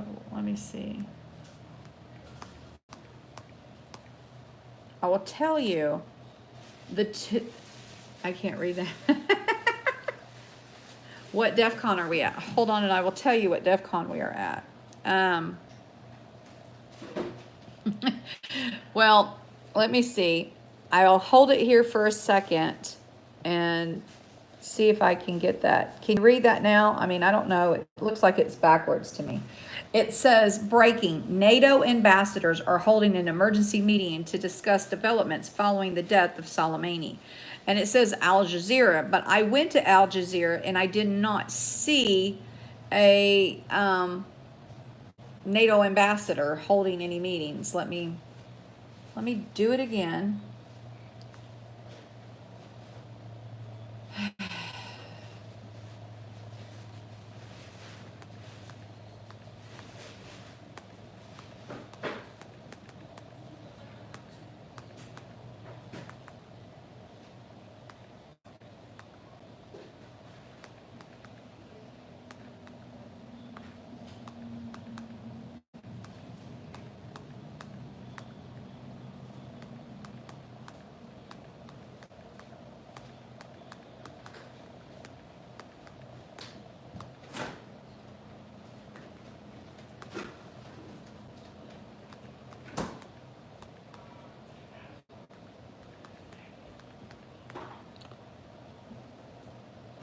Okay.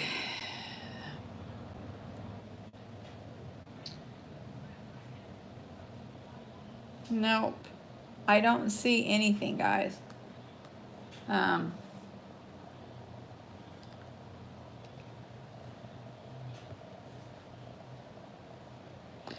According to an article on Sputnik, it says Iran will destroy key Israeli targets if U.S. attacks, former Revolutionary Guard chief warns. It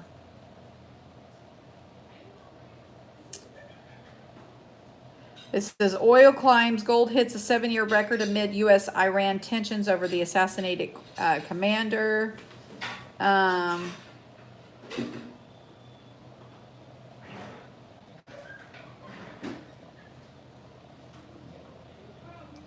And according to Moscow, says Iran is abandoning their JCPOA limits, carries no threat of nuclear proliferation,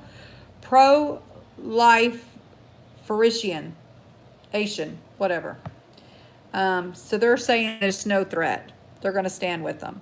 Iran nuclear deal, da da da.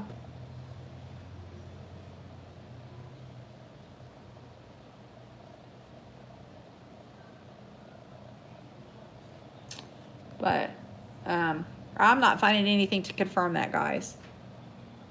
You don't fly commercial? Hey, did I read right? Our allies are backing out of this mess too. Did you read right? No, not that I heard, Carolyn. Iran does have nuclear. Yeah, they do. There you go, Gloria. Yeah. According to them, their oil is going up. Yeah, no, Carolyn. So far, Trump is still saying that he's going to stay there until they pay him for the base, which I don't see that happening no time soon. And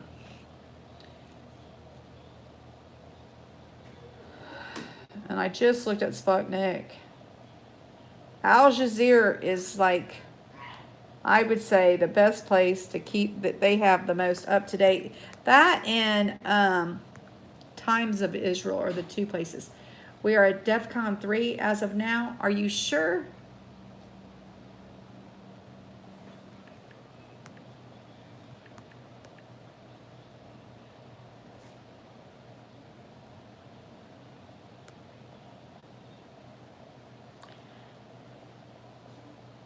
It says we're at DEFCON 5. I'll show you what I got. I mean, unless it says DEFCON warning system.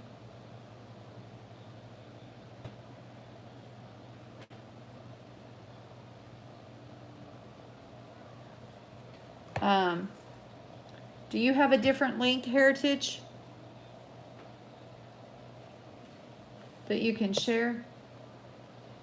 Israeli news.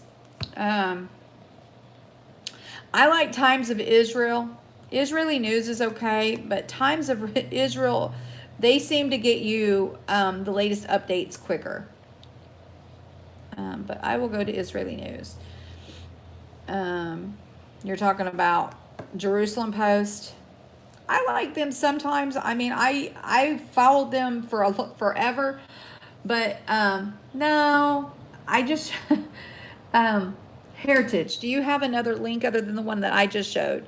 I show them we're still at DEFCON 5, and which is okay, guys, which means it hasn't moved. So no one needs to freak out. But Jerusalem Post, they just, I mean, they're good, but you can tell it's controlled. And I'm not saying that Times of Israel isn't controlled, but they seem to give you more for your buck. I guess you could say Times of Israel.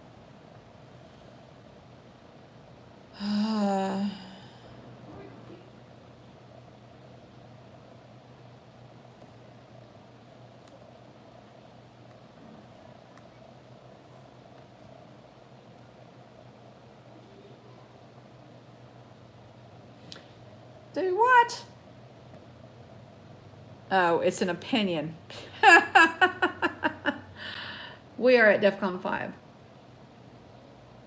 DEFCON 5 is a good place to be. I'm waiting on to see from Heritage if they have a different link. If they have a different link, I'll have to make her my a mod if they don't mind to share it to show us. And this is an opinion, but opinion from heart says that Trump just turned the United States into a Mideast country. From here in the Middle East, home to many of the world's wealthiest, most autocratic, most dangerously, self-righteously erratic of fundamentalism driven whole countries, one of the most shocking aspects of the U.S. President Donald Trump's assassination of Iranian General Soleimani was how oddly familiar it felt. Donald Trump has just turned your United States of America into a Middle Eastern country, as he did it by killing a kindred spirit. Oh my goodness sakes, guys. The lower the DEFCON level is the worse. Yes, exactly. If it goes down to DEFCON 3, it means, let's see if I can get the community forum here. It gives you the level of threat. Let's see.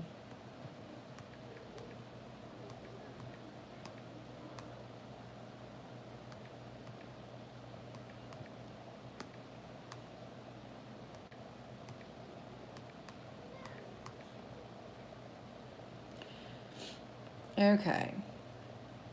All right, here we go, guys. DEFCON system that was developed by Joint Chief of Staffs and unified as a specific combatant commands. It increases in severity from DEFCON 5, least severe, to DEFCON 1, most severe, to match varying military situations. And it says, let's see, operation levels. Okay, so according to this, it says DEFCON 1 is cocked pistol, nuclear war is imminent, maximum readiness. DEFCON 2 is fast-paced, next step to a nuclear war, armed forces ready to deploy and engage in less than 6 hours. DEFCON 3 is a roundhouse, which is increased in force readiness above that are required for normal readiness. Air Force is ready to mobilize in 15 minutes. DEFCON 4 is a double take. It's increased intelligence watch and it's strengthened security measures above normal readiness. And it says DEFCON 5 is a fade out and it's the lowest state of readiness and it's a normal readiness. So we're in a normal state, I guess you would say. But I would say that we should be even at DEFCON 4. I'm shocked that they haven't raised it. And I would believe that we would be at 3, giving the severity of everything that's transpiring around everywhere, but I haven't seen them raise the level yet. And I had checked it the other day, but let's see if there's another DEFCON.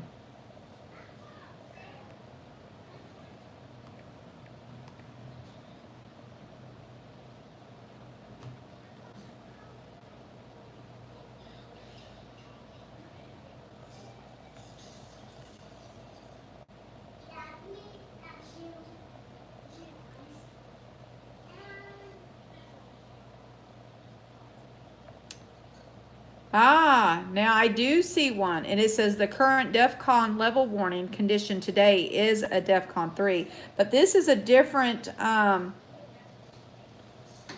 this isn't the same one that I just looked at. So maybe I found the same one he was talking about. Heritage. I think I got your link. I'll share these links in chat just a second, so you guys can see them for yourself. Which, you've been waking up around 2 o'clock. Yeah, and praying, I hope. Let me see if I can find these DEF CON things and share both links with you guys.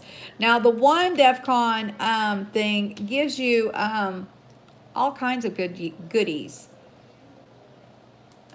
My computer wants to be crazy, guys.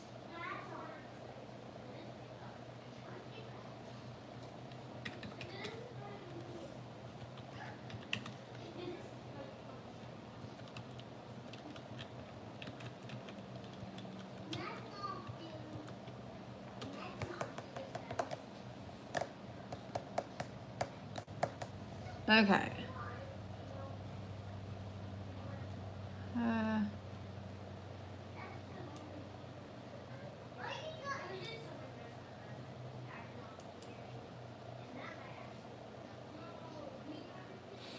Okay.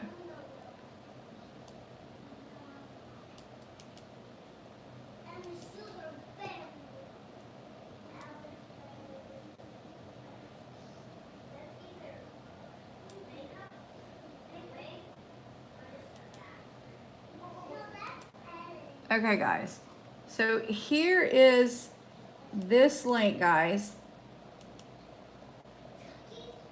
This is to the DEF CON warning systems that I showed you at first. Oh, thank you, Brandy. Let me see. There is a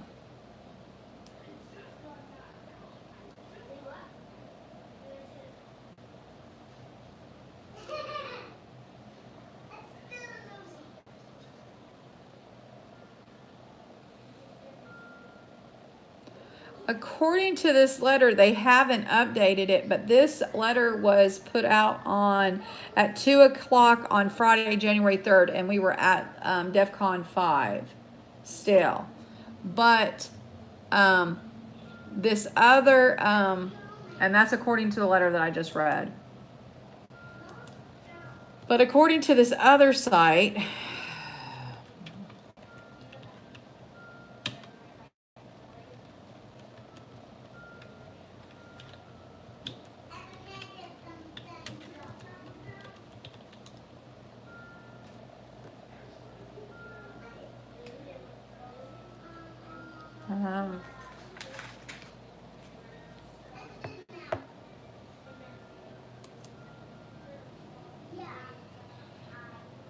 okay. And this one says that we're at DEF CON. Well, now it doesn't say anything. It just says current status system. It did say 3 though.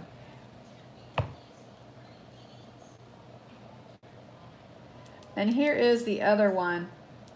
But I've always gone to the other one because I don't know this site at all.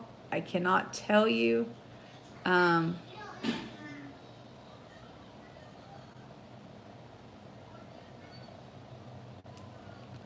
See if there's current alert. Yeah, and it's saying that this is the level it is 3, which status level 3, it says, yeah. So it is saying on this DEF CON level warning system that we are at current at a level 3.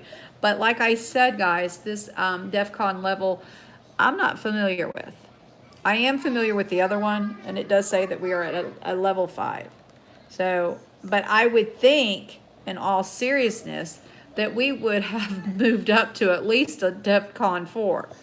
DEF CON 3 is more, sounds more like an accurate level that we would be at.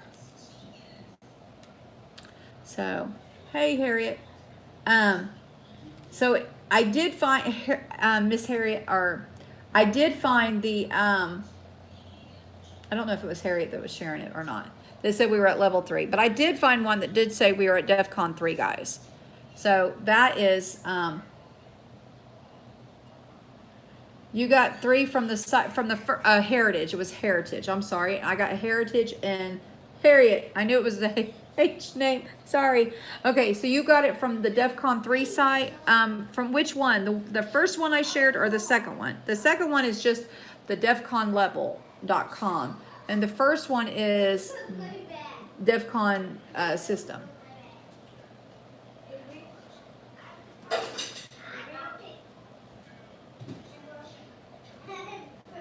You have air traffic here?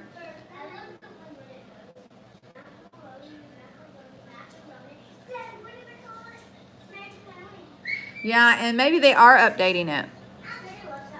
I mean, I would assume that we would be at at least another level, given the recent attack in Kenya, even though it was Al Qaeda, and the seriousness of the situation.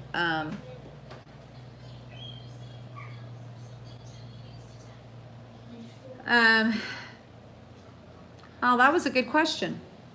And I don't even know. Okay, so this is saying.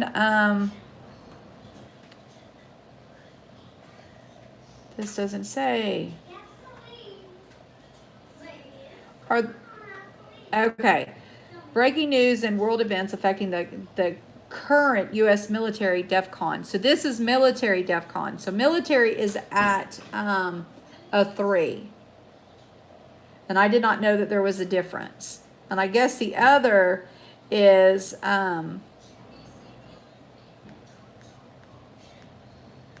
government. I don't know. I'm not. I didn't know that there was 2 different heritage.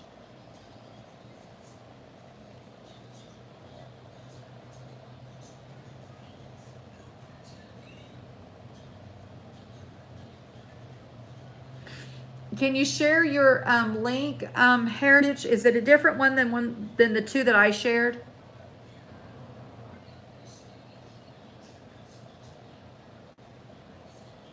Oh, I'm sure they did. If they have the president in a secure location, I'm sure they did. Has anyone seen a tweet from either one of them? Just going over here, just checking.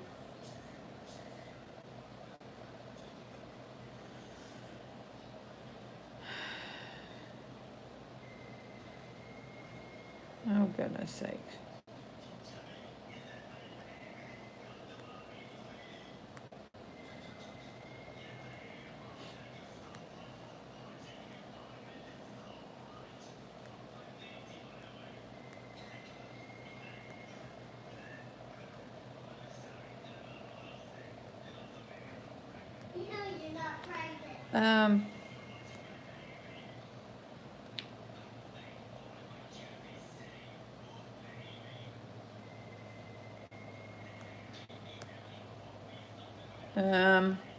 I'm not seeing anything from him, but give me a minute and I will look on his thing.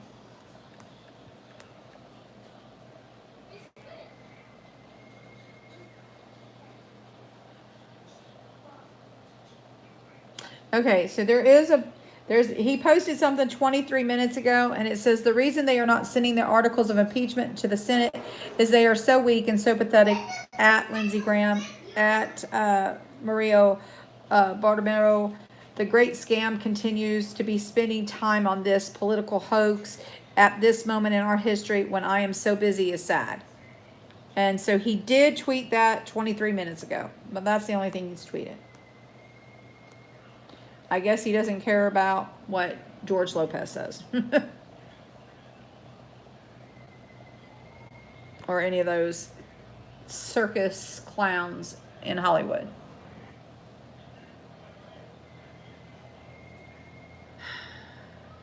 Good morning, Ernest. How are you, honey? Hello, sweet Jenna.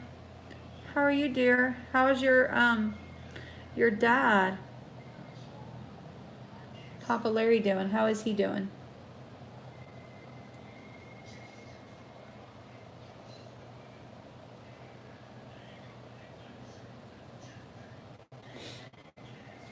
Well, now, if you guys notice in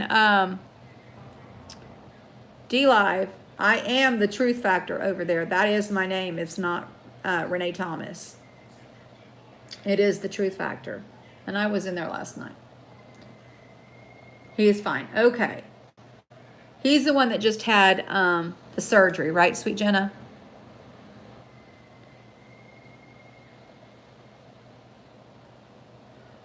I hear you, Brandy.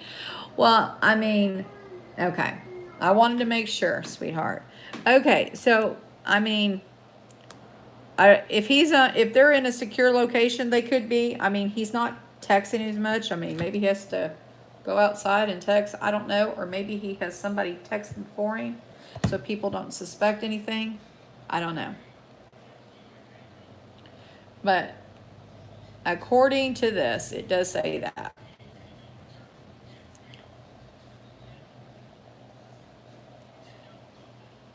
Okay, Heritage, can you explain the difference in the DEFCON warnings? What's the difference in military versus the government? I mean, I'm just curious why we have two different DEFCON.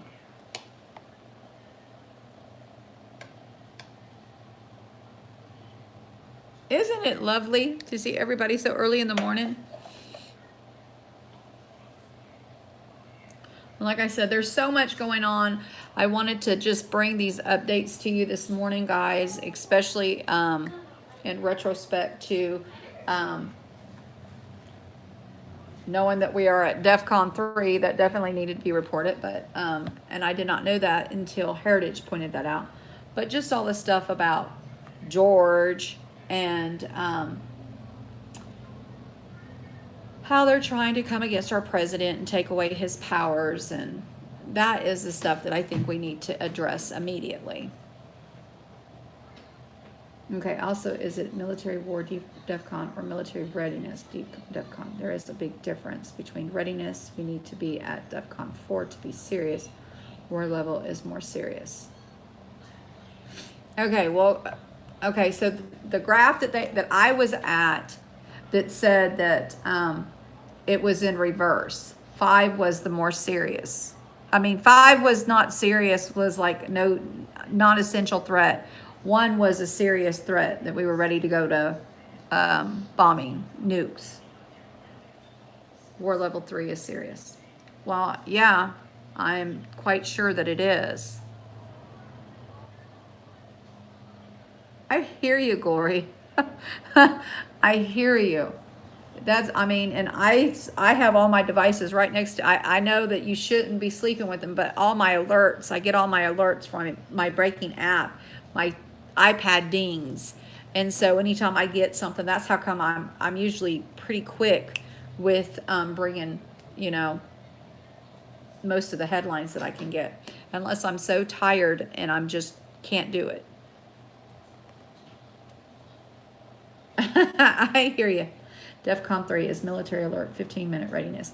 Yep, that's what, now see, that's what it said on the DEFCON 5 chart that I had.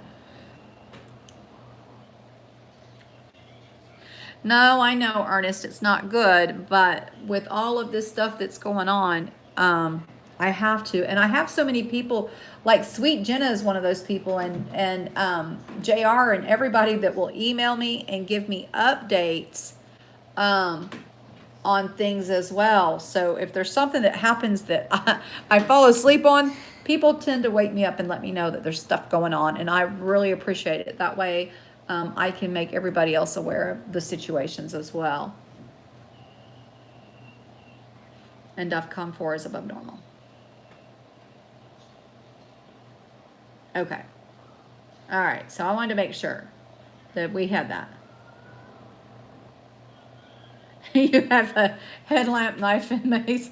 There you go. Well, I mean, in my nightstand, I have access to flashlights and all kinds of mess in my nightstand, you know. So, and my husband is a rather large man, too. So I don't think anybody's going to come and get me out of my bed. You just looked it up on Bing. Okay. So what I have, okay, so I'm just curious if I looked it up on DuckDuckGo, if it's a different thing.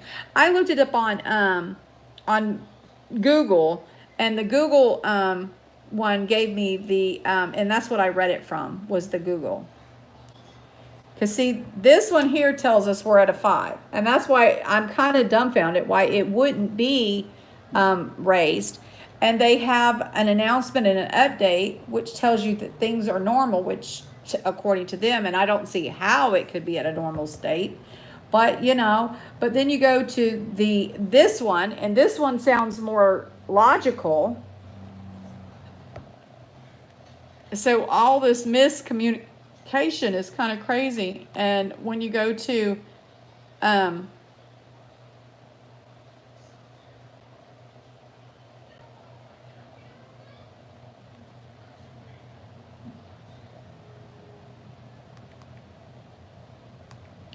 when you go to it all, it just tells you, you know.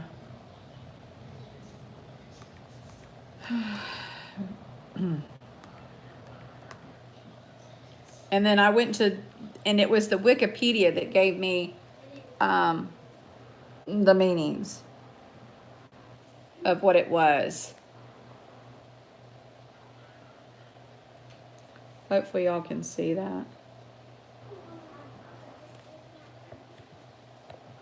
And you fit 2 cats in there too.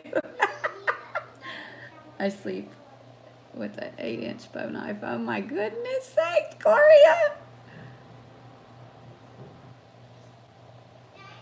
Leslie, oh mercy.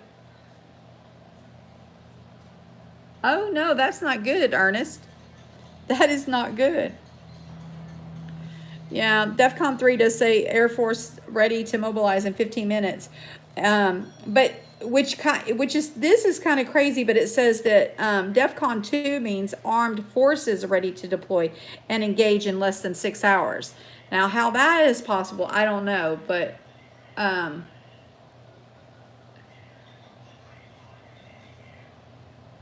right. Okay. So that's what you're looking at. Okay, so that's what I was. That's exactly okay. So I wanted to make sure we were looking at the same thing, because if it was something else, I mean, I definitely would want to share it, just because, you know, I want us to be on the same page and have the same information, and share the correct information is the main thing. Because if I'm sharing something with everybody, I want it to be correct intel. Because surely I don't want to be spreading propaganda or false information.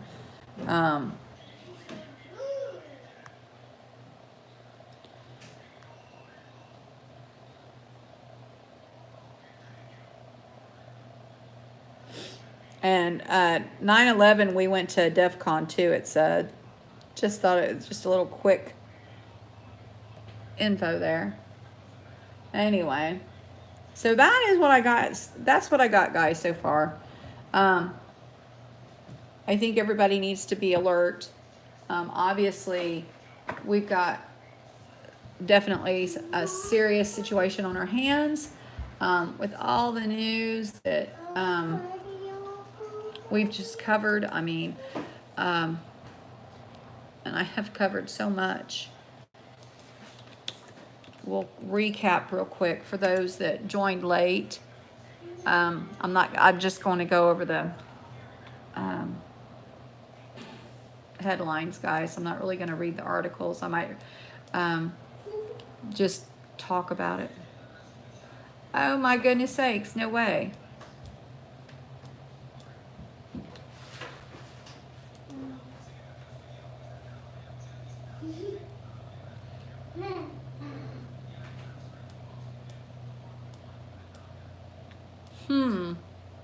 Mama? Well, I don't like that, not one bit.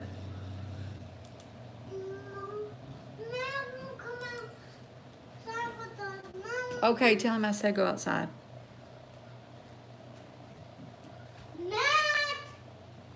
Okay, guys. Let me see.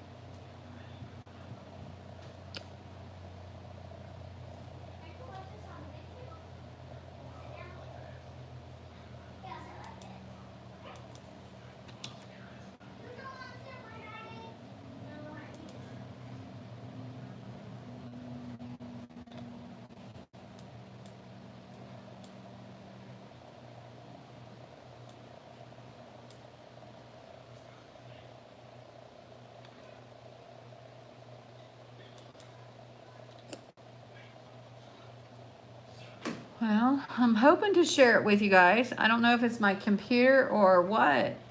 If it's the system, that because it's saying that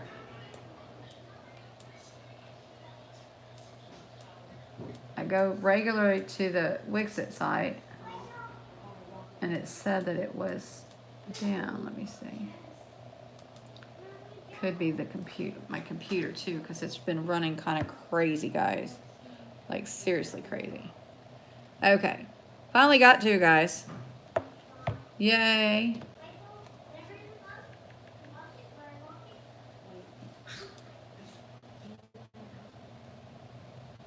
Here we go.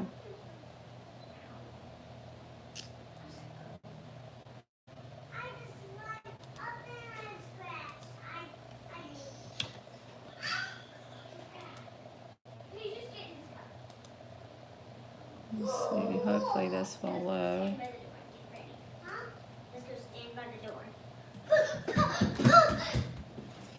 Okay, finally loaded. It's starting to bother me, guys. Okay.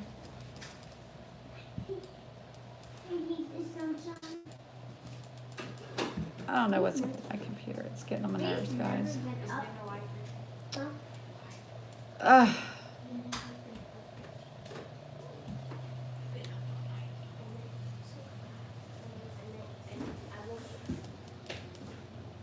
Here we go.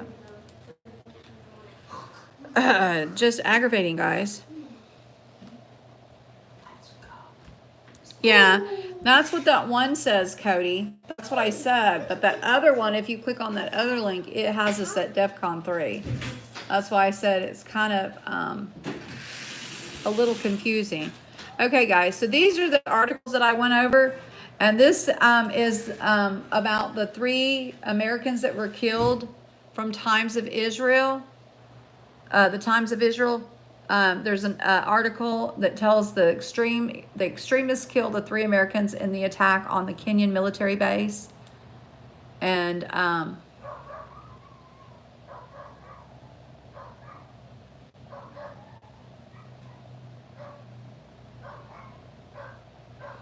that was one story. Then we have the Iran general replacing Soleimani vows to revenge the U.S. That was also from Times of Israel. There was also the Democrats are looking to limit Trump's Iran war powers.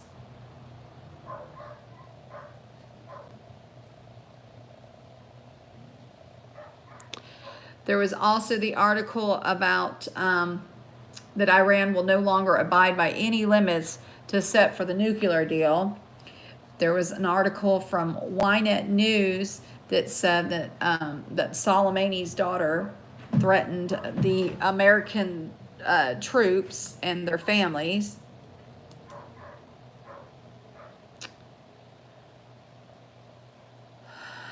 Let's see. And Soleimani's replacement is vowing to get rid of the Americans from the region. Of course he is.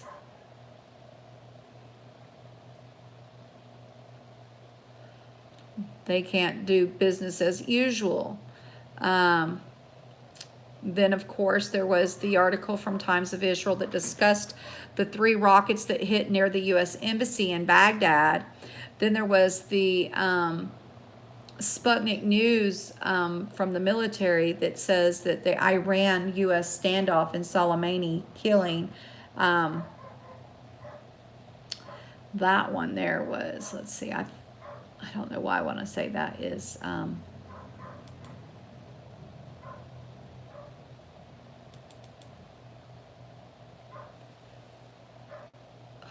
goodness sakes.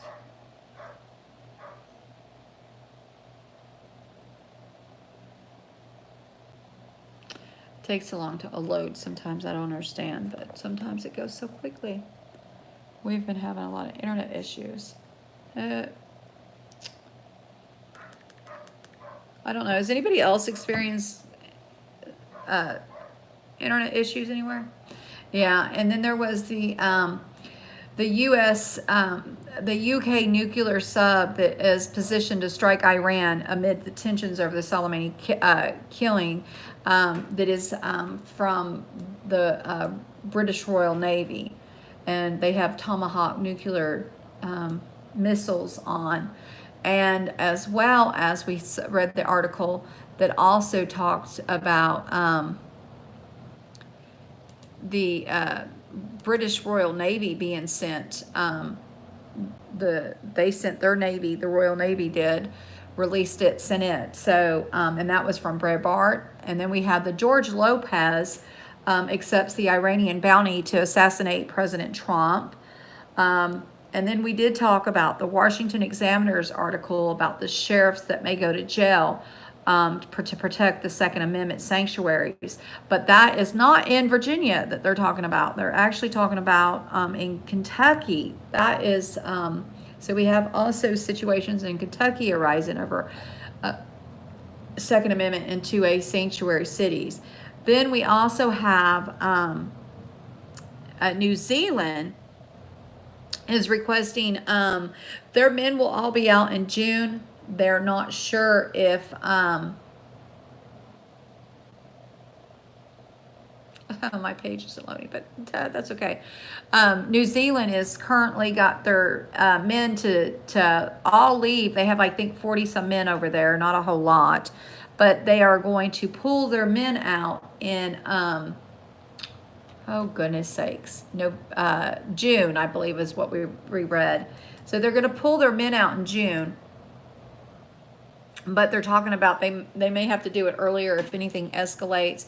And they're asking for everyone to leave if they have any New Zealand people over there. They're telling them to leave the area now, requesting them to leave, and they're basically saying that they're not going to get in the middle of all this, that obviously they disagree with it, and they're staying their noses out. So I hope New Zealand doesn't need any help no time soon. Just saying.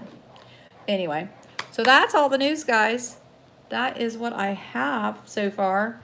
I don't know if anything else has transpired, but I haven't seen my alert go off.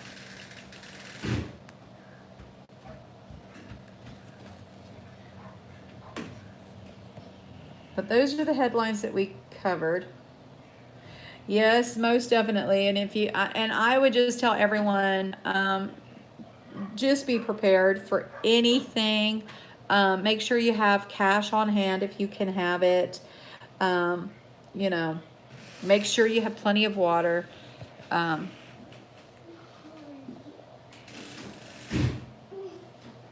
watching the skies, yeah. And I also did discuss, and I hope you guys, this is in the Wixit site, but if for some reason you cannot get to the Wixit site, I had issues trying to get to the Wixit site myself. Let's see. Let me see if I can pull this up, guys, real quick and share this one map really quick, like. Let me see if I have it in here, guys. Don't have to.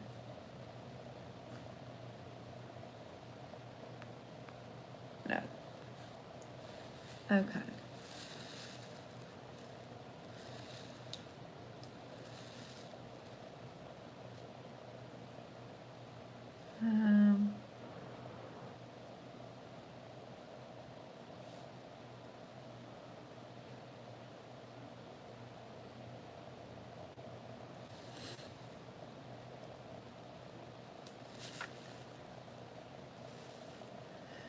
Hopefully.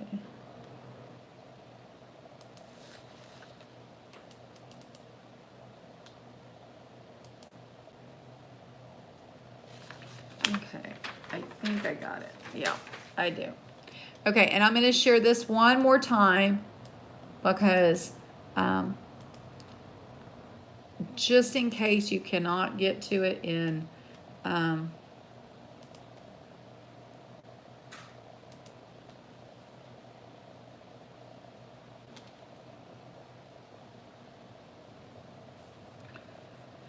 in the Wixit site because I was having issues myself trying to get things.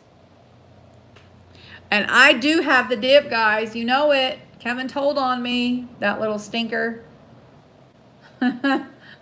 He did tell on me, guys. He hates me. He revealed it. He wasn't supposed to tell anyone. You gotta watch who you can trust to reveal your secrets. Mercy.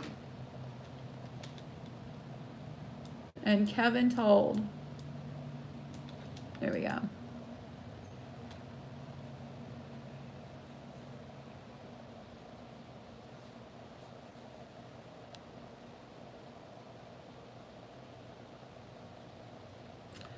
Oh, I just hate it when it takes so forever for this stupid thing to load back up, guys. It uses too much propane. Oh my God. You might need Mr. Heater though. So what are you going to do, Gloria, if you look up clay pot heaters on YouTube? I've seen they've got like, what do you call them?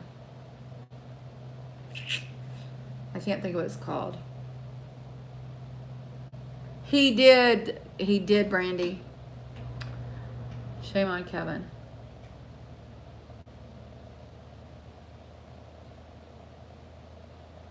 So you're Heidi P on DLive. Okay. All right. And my name on DLive is, it is The Truth Factor. It's not under Renee Thomas. It's under The Truth Factor. Clay pot heaters. Oh, I think I seen that. But you have to have you some a lot of candles and stuff. I did see that. I did. You turn your clay pot, your pots that are made out of clay into heaters. I did. But I don't know how much heat that's going to put off, you know, for a lengthy period of time. But anyway, guys, that is all of the headlines I have. You're at Brio 1, but you're never up to watch. I hear you. Buying candles today. Yeah, make sure you guys have plenty of candles. The, which chart is out of date? Heritage. Which one of them? The DEFCON one, or the, well, they're both DEFCON, but one says DEFCON warning, and the other one says DEFCON level. So, but it says it's the current for the status of as up to January 6, 2020 on that one. The other one says that it was for the 3rd. So I would say that I would go with the one that says it's up to date, you know? I'm just saying. Well, that's cool, Gloria.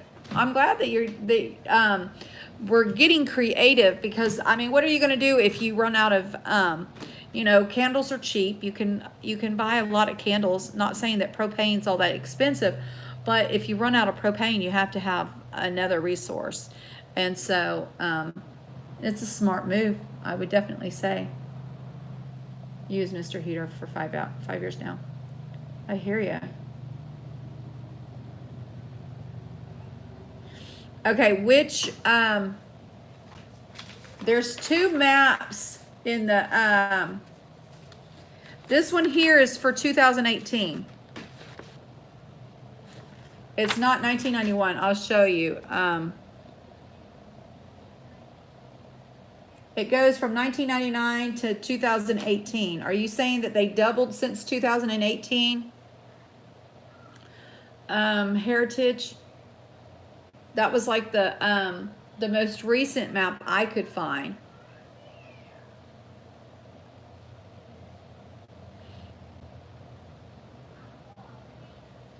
Now, if you look at this one, this is 2007, and it's an old one. This other one that I have, but the one that you want to look at, let me see if I can bring it up again.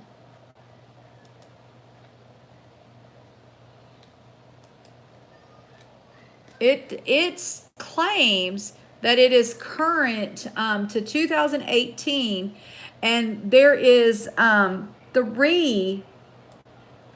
let's see, 3 or 4, let's see, how many was there? It was 180, let's see, 136, not 180. 136, where's my 136?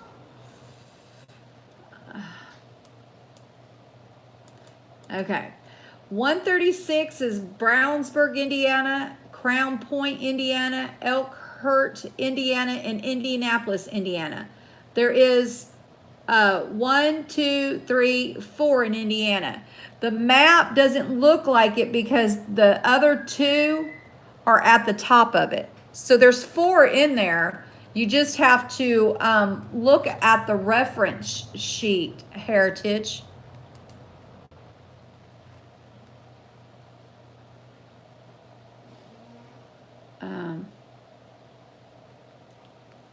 The IP tier map. Yeah, it goes to 2018. This one says 2018, but I knew of 3 more mosques in Indiana. Yeah, they're on there, Heritage. They're on there. You just have to, because it looks like, if you're just looking at the numbers, it looks like they're in, I don't know, maybe Illinois, but they're actually in Indiana. You have to look at the reference thing. And that's over on the far left, and it's 136, 137, 138, and 139. Those 4 are all in Indiana. Are you saying there's more than 4 in Indiana? You're saying that there's 2 more? I mean, on the other one, there was just 2, but there are 4 in Indiana, and that's a lot. Believe me.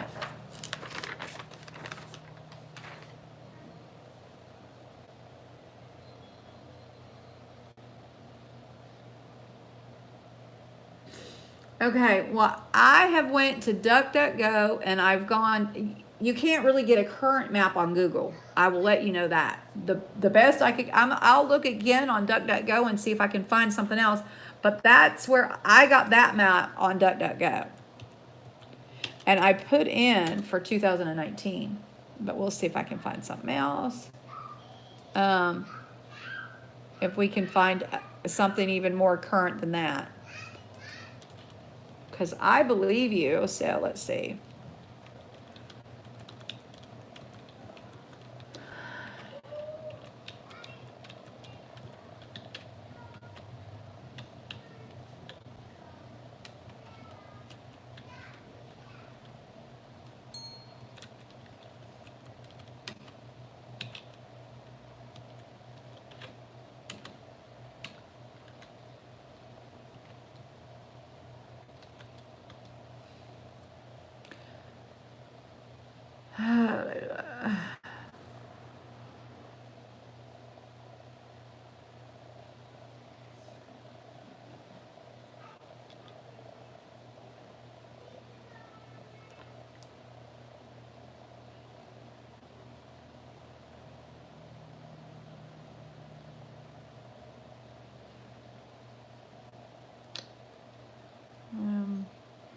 And see, there isn't really anything else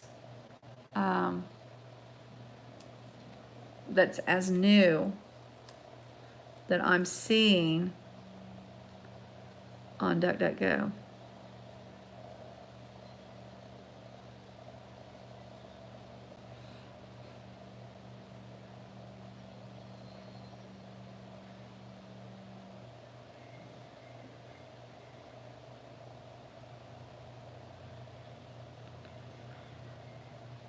Let's see.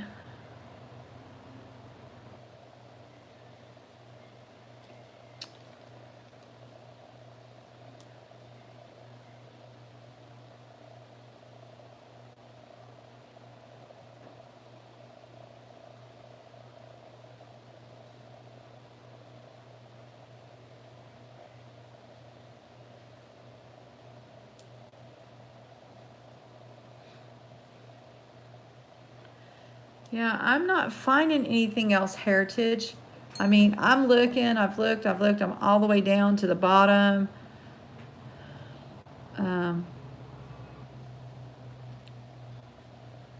And I keep going. I mean, there's more stuff, but I've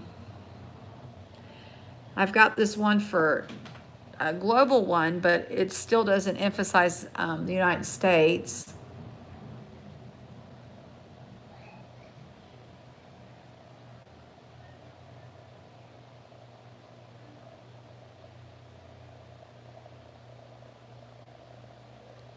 And see, and there's another one of that that does the 2007, and I already have that one.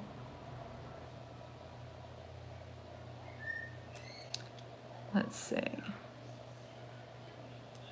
Let's see what we got here.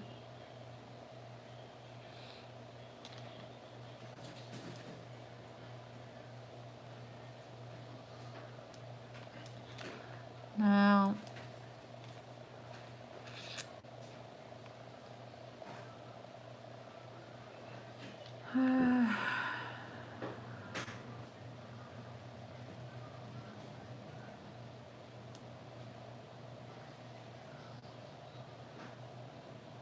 Yeah, I'm still not finding anything. I gotta hit more results.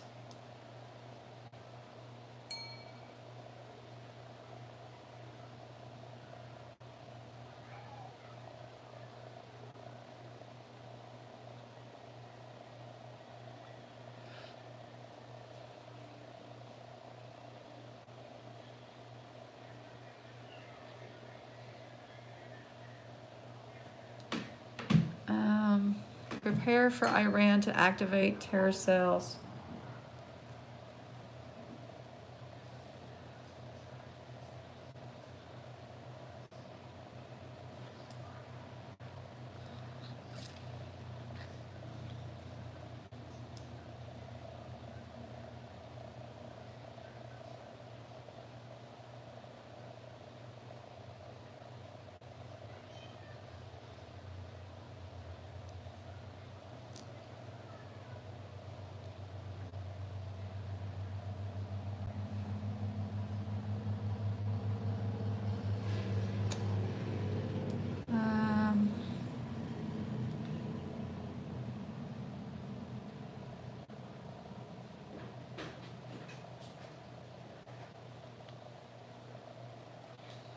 Of course, the DHS released a terrorism thing on the 4th.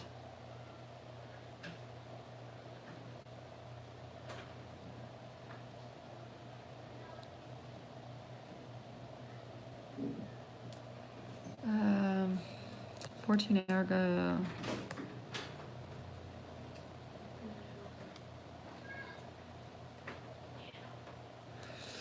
Okay, let me see if this will give me anything. But this is back in 2015. And see, this isn't any newer. And that one there is at least newer. Yeah, I'm not finding anything. That's the newest I can find. And I know there's 4. I haven't heard of there being any more than 4 here. I mean,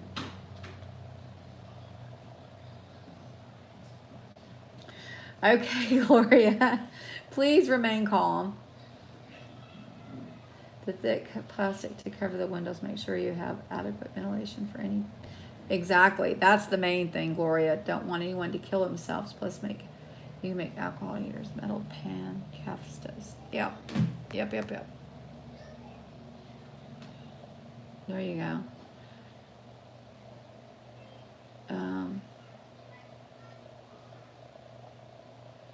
You knew of 3 more in Indiana.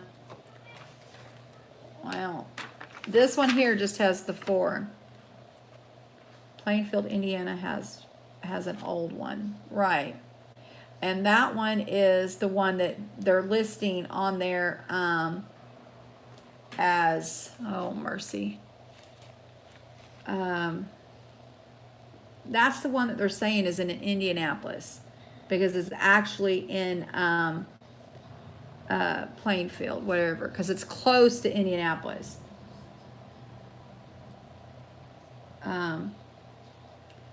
Greenwood, Indiana has a brand new one. It's massive. Okay, well, I don't know about the Greenwood one. I know that they say there's Crown Plant, Brownsburg, Elkhart, and that one in Indianapolis, I was told is actually Plainfield. And why they have Indianapolis, I don't know. But I was told there's not actually one in Indianapolis, unless you know that there's one in Indianapolis. But I was told that that's what that one represents.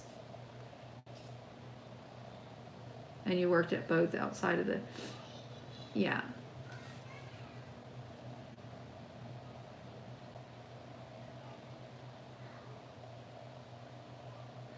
Yeah, I don't think that, I mean, the football games are too protected.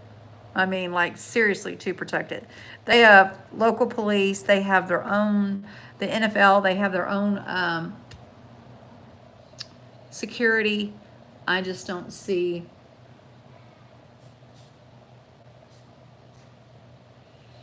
Well, is that unusual, Harriet, for it to be so quiet?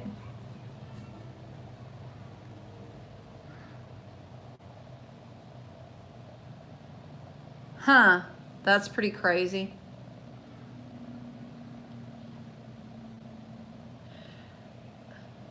Huh. And you know what?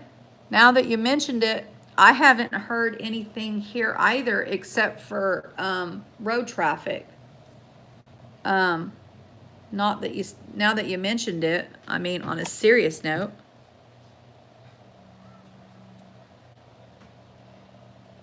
Huh. Yeah, but I mean, normally, it seems like, I don't know, here lately, um, early in the morning, about, I don't know, between 3 and say 6 in the morning, we'll hear some helicopters. I haven't heard any helicopters at all. And not that I've been really paying attention today, but I would believe that if I'd heard them, I would have went and looked. Because I normally do if I'm awake. I was asleep about 3 something, but I woke up rather, I only, like I said, only got like an hour or two sleep. Usually see lots of sailors at restaurants in the mall on the weekend. Didn't see any this weekend. Huh. Well, I'm sure they're being told to stay out of crowded places, not to go to, not to go to the same places that they normally go to. They're probably telling their family members to be extremely cautious on the north side. Okay. Well, I mean, this is the, I guess, if you, I mean, I will get my mom to look and, huh. I didn't hear the train yesterday, but we heard the train the day before. Because my granddaughter made a thing about it.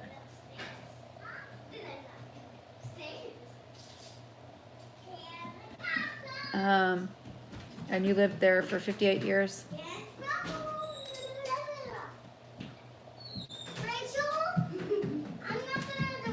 Okay. I haven't lived here but a year, so I couldn't tell you. I was just told under the assumption that it was the same that was Plainfield, but I did not know there was 2 there. So I don't know where we would get a more accurate map. I don't think they're going to give it to us. But even looking at this map, I mean, it's still well over, there's way too many camps for my comfort.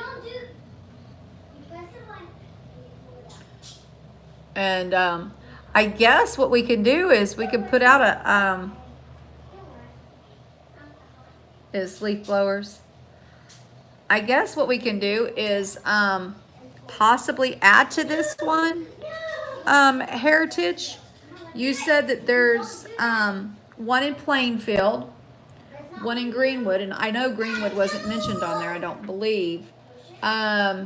Maybe if we can get everyone that will in their state, if they know of more, add to it so we have a more accurate account of these facilities. I have no clue where any of these places are, or I definitely would be going and just checking them out, you know. Um, I'm not scared by no means. I wouldn't go on on any of them. I know that I understand that the one in Plainfield, from my understanding, not even military can get on that. U.S. military. I understand that they have that kind of leverage and protection. Jacksonville Naval Air Station is always busy, but it's dead right now. Huh. Okay, well, at least you have military. Everybody's talking about how eerie quiet is, Grace, where they're at, and it's unnormal. I hear a plane, but it's like a what do you want to call it? Crop duster, which is kind of abnormal for this time of year. But I could hear a small plane or a car. School and back, gets off to school. Yep. Yeah. Kind of crazy that it's so dead. And like I said, that where I live, I don't live close to a base, but we live close to an armory, or fairly close. I'll say we're within about 15 minutes of it. But it seems like every morning for the longest time there's been helicopters between 3 and 6 almost routinely. I mean, seriously, almost routinely, and there hasn't been anything. But I can hear all kinds of trucks driving right now. And my husband did say, it was about 2 weeks ago, that he saw some unmarked white vehicles going towards Illinois. How's that? That way is Illinois. That way is Kentucky for me. Behind me. My left, which would probably be your right, but is Illinois, and the other one is what's going on? Military jets flying over now here, but that's not out of the norm. What's going on that's unusual at your Walmart, Grace, if you don't mind letting us know? The calm before the storm. Probably so, sweet Jenna. Probably so.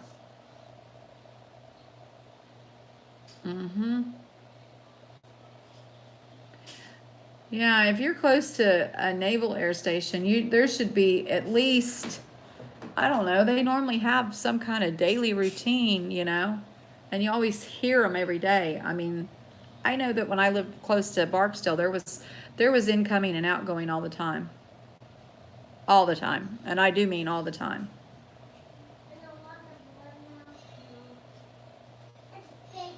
Wiki it.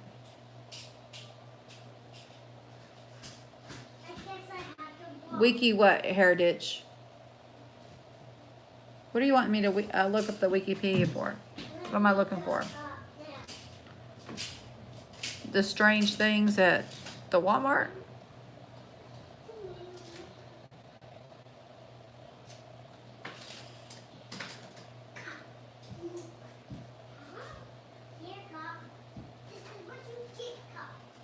Oh yeah, I got you.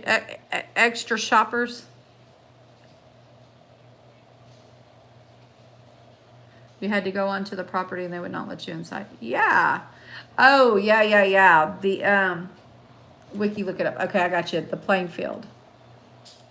Yeah, I know they have, like, I don't know how they get away with not allowing our military in there. I would not ever, but I'm sure that is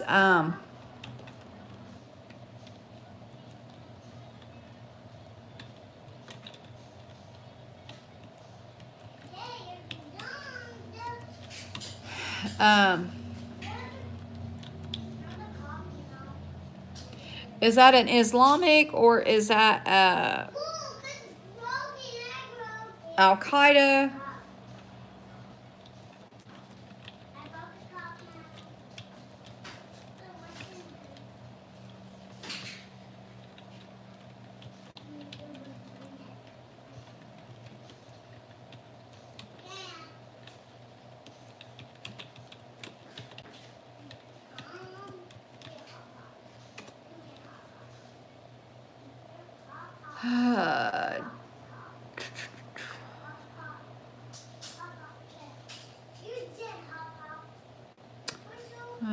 see.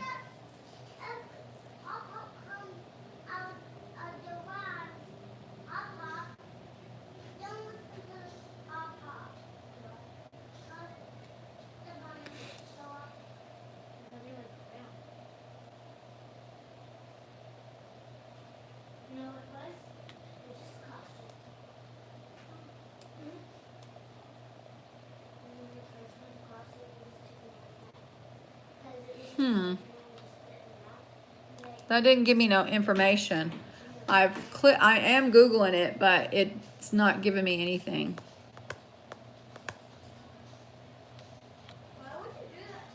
But of course, like I said, there's a lot of suppression, guys.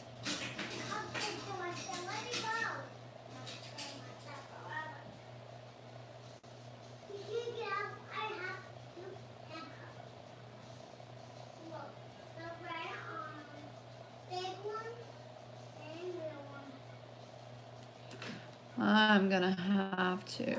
Okay, so I'm gonna have to look up on DuckDuckGo because that is not giving me any. I hate it when it won't give you the information. Just absolutely positively hate it.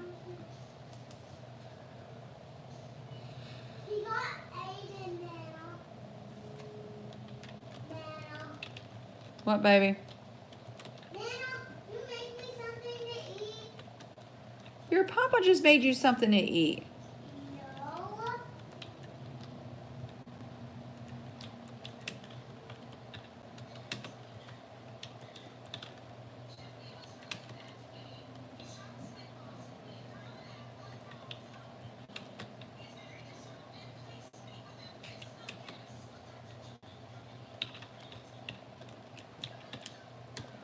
Okay.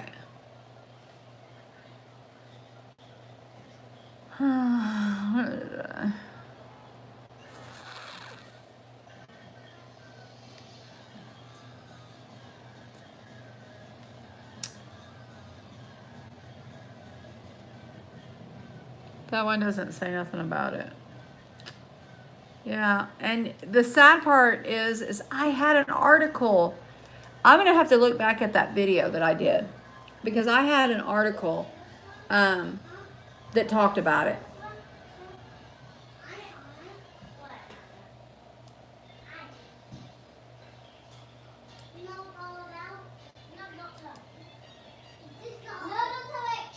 I should be search the truth factor, right?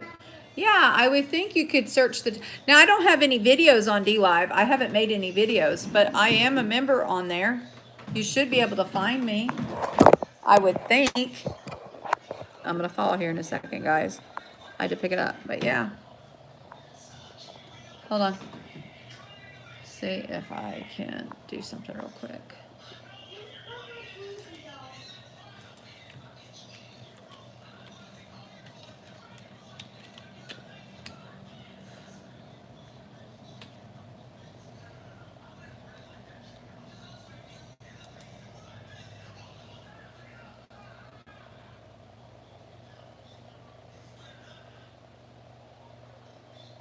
Let's see. Hold on. Let's see. DLive.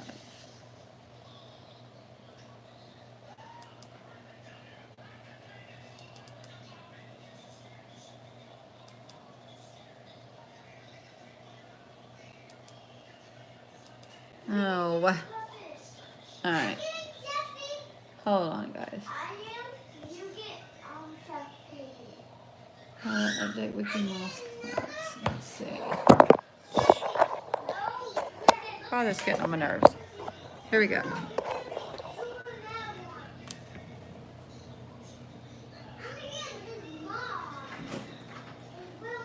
Russia hasn't put out anything new. Yeah, and it's bad when you get recircled news, guys. Castro's backing Elizabeth Warren as if we care.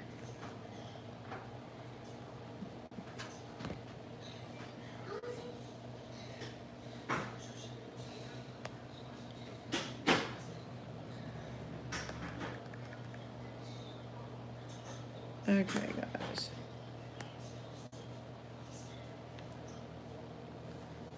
All right, let me see. Um,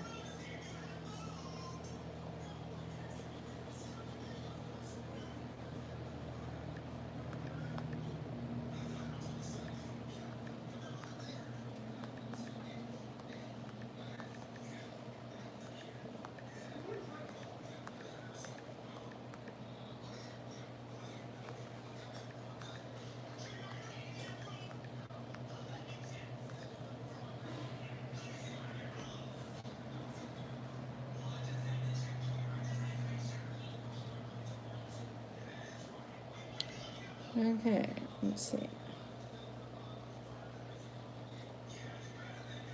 Well, it says I have one follower. Lady Liberty follows me. I'll follow her.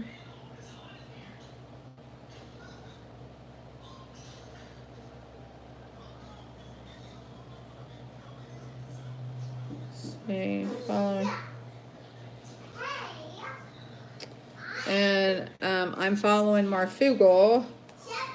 Trying to see if I can give you a link. I don't know if I can because there's no. I don't have any content. Um,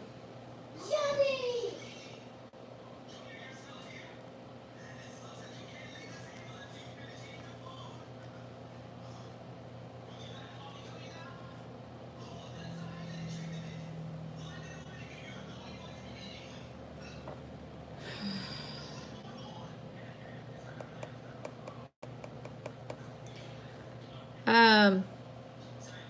Oh, you're so welcome. Who was saying about my You're so welcome, Heritage. Whereas I never once saw a soul in the mosque. Huh? That's crazy.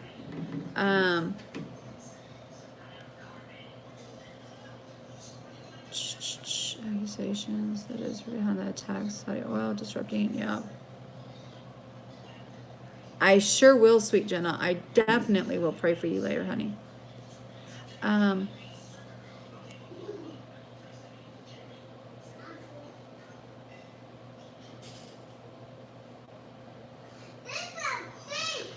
Okay, so Harriet, you said your D Live is Harriet P. Is that right? Let me see if I can find you.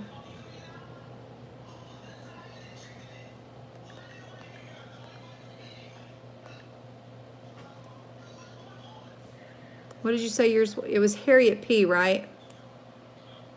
Yeah, I'm still live. Still live. We're just,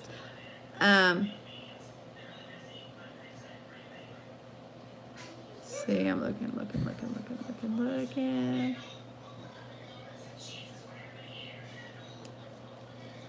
Yep. Still live.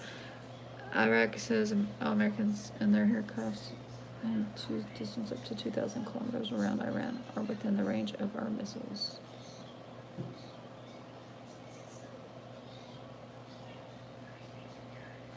Huh.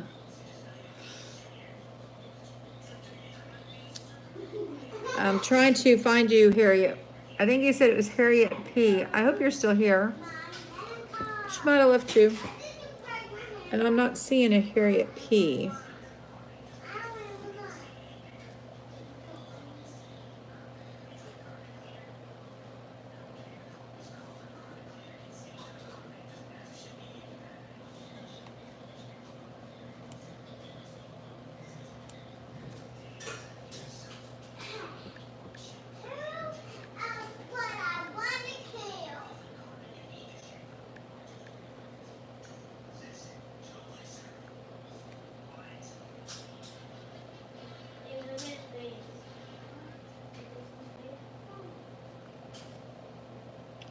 And see, I'm not following you. I'm not finding you either. And I'm thinking maybe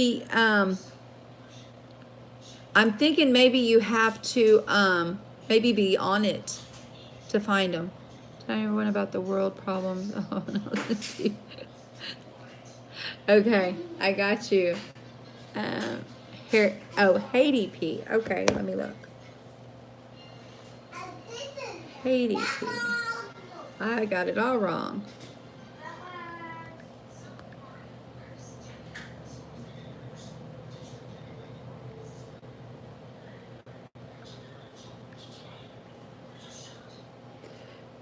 I found you got a little kitty cat.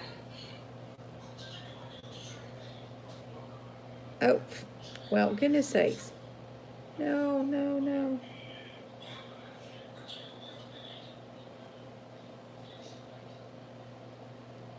No. Cancel. Okay, I think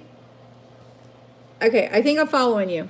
If I didn't cancel it, I should be following you.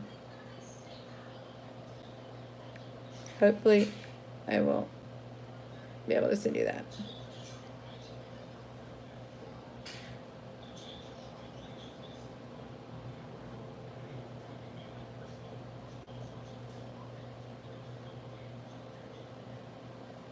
Okay, so looky here, guys. This is what I'm gonna do. Tell my employee Devin hi. Hi, Devin. How are you? So nice to meet you.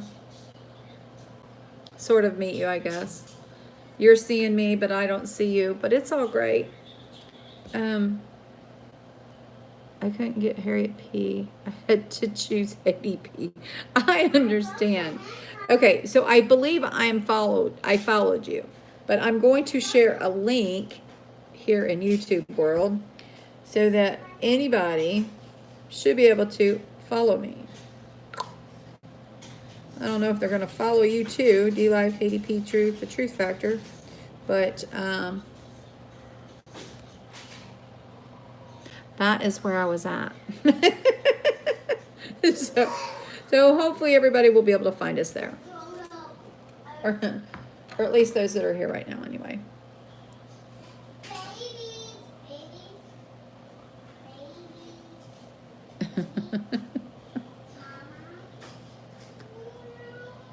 Are you having a good day at work, JR? I hope you are. We've had a wonderful morning discussing all the latest headlines. Okay, so I am following you. Good stuff. I think we even have a chat. I said hello to you there. So if you want to chat later, I guess we can. They need a DLive instruction manual for grannies. Yes, they do. They definitely do. I'm one of those people that could definitely use a DLive instruction. It's okay day off. Well, we'll pray that you have a better day, a blessed, better day.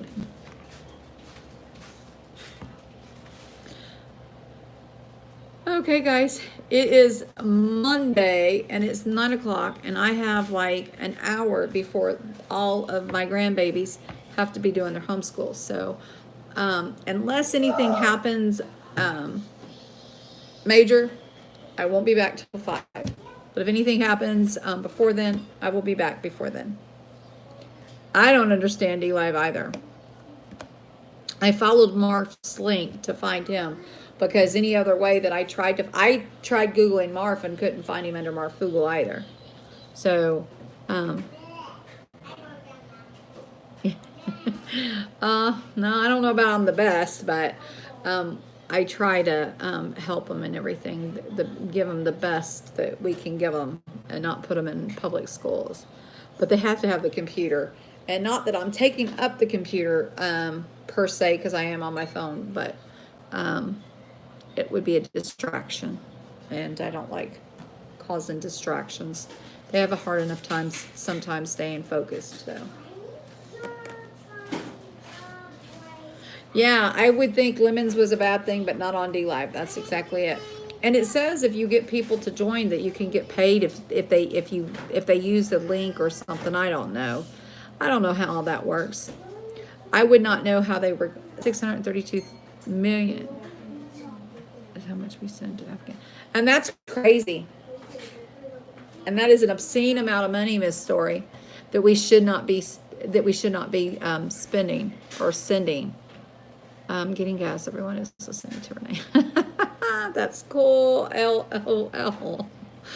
Awesome. But I'm not even reporting news, so they're not really listening to the whole parking lot. Well, hello everybody at JR's job. A shout out to everybody. JR's a cool person, guys. Y'all don't give him a hard time. On D Live, you followed me on D Live. Cool beans. You're blushing.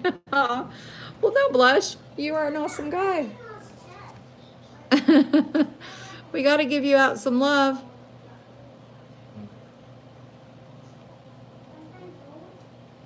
So you have to get the lemons to get paid. I got you. Breakdowns on what it is protect is first. And see, and that's just such a ridiculous, obscene amount of money that we should not be giving that kind of money to Afghan. Sorry. We just shouldn't. I mean, insane. And for us to have spent all that money to build that base, I do agree with Trump on that we should get some kind of compensation for it. But it probably won't happen. But me, myself, if we don't, I say blow it up. It's his, right? You can destroy your own property. I'm for that. Anyway, but, you know, when everything calms back down, they'll probably be hollering and crying for us to come back. But I say we don't give anybody any more money. That's for 20. That's insane.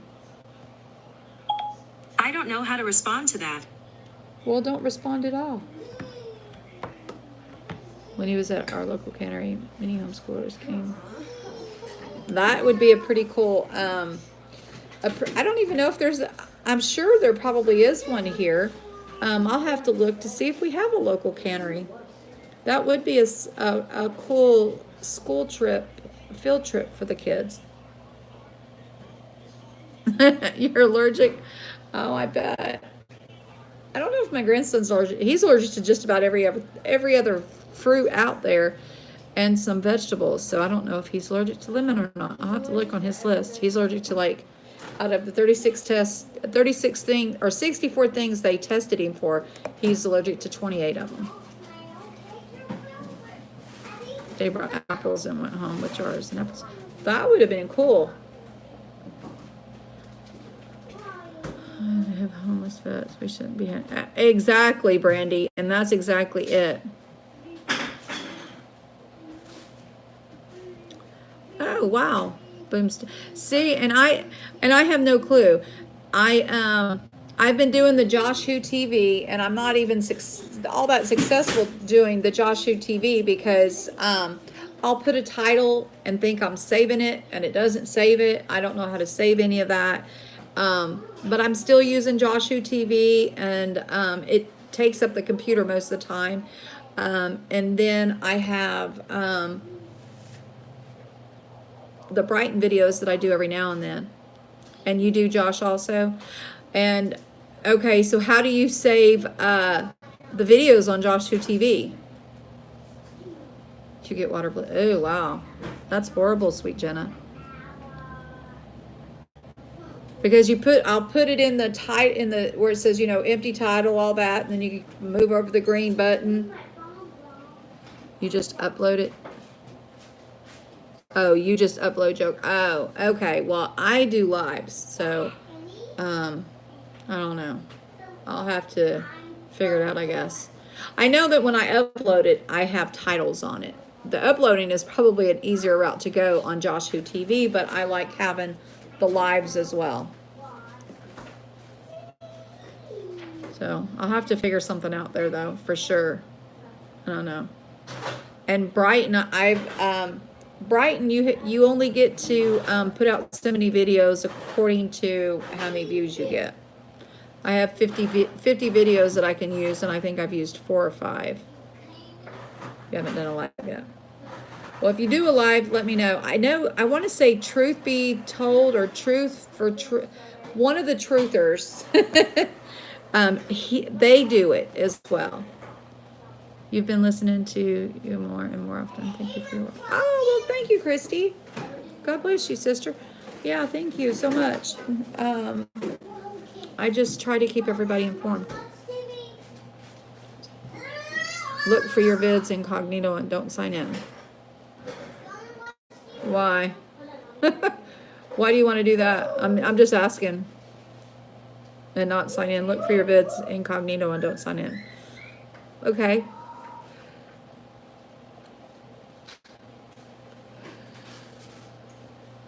I mean, I don't sign in whenever I post the links. I get my videos that way on Brighton. Okay, you follow me on D Live. Okay. I guess I'll have to put out a video for D Live somehow. I'll have to check into that. I'm not quite sure. And you see all of mine. Okay. Yeah. Yeah, I have quite a bit of it. And sometimes I'll I'll forget to turn on. There was one video the other night, I think it was Saturday night or just yesterday. I forgot that I was live on Josh Who TV, and I left the dang on thing going. The stream was going after I did my news, and it was about a 4-hour broadcast, so I don't even know how long it ended up being for Josh Who TV. And I'm sure they got to hear lots of entertainment because of the kids and my mom and everything. But it's cool. Anyway, I'm just rambling right now, guys. I got to get off here. Like I said, I've got to let the kids get over here and start their day. I am in our education center. This is the education center right here, so I'm in their spot, so I have to get up. They start at 10, and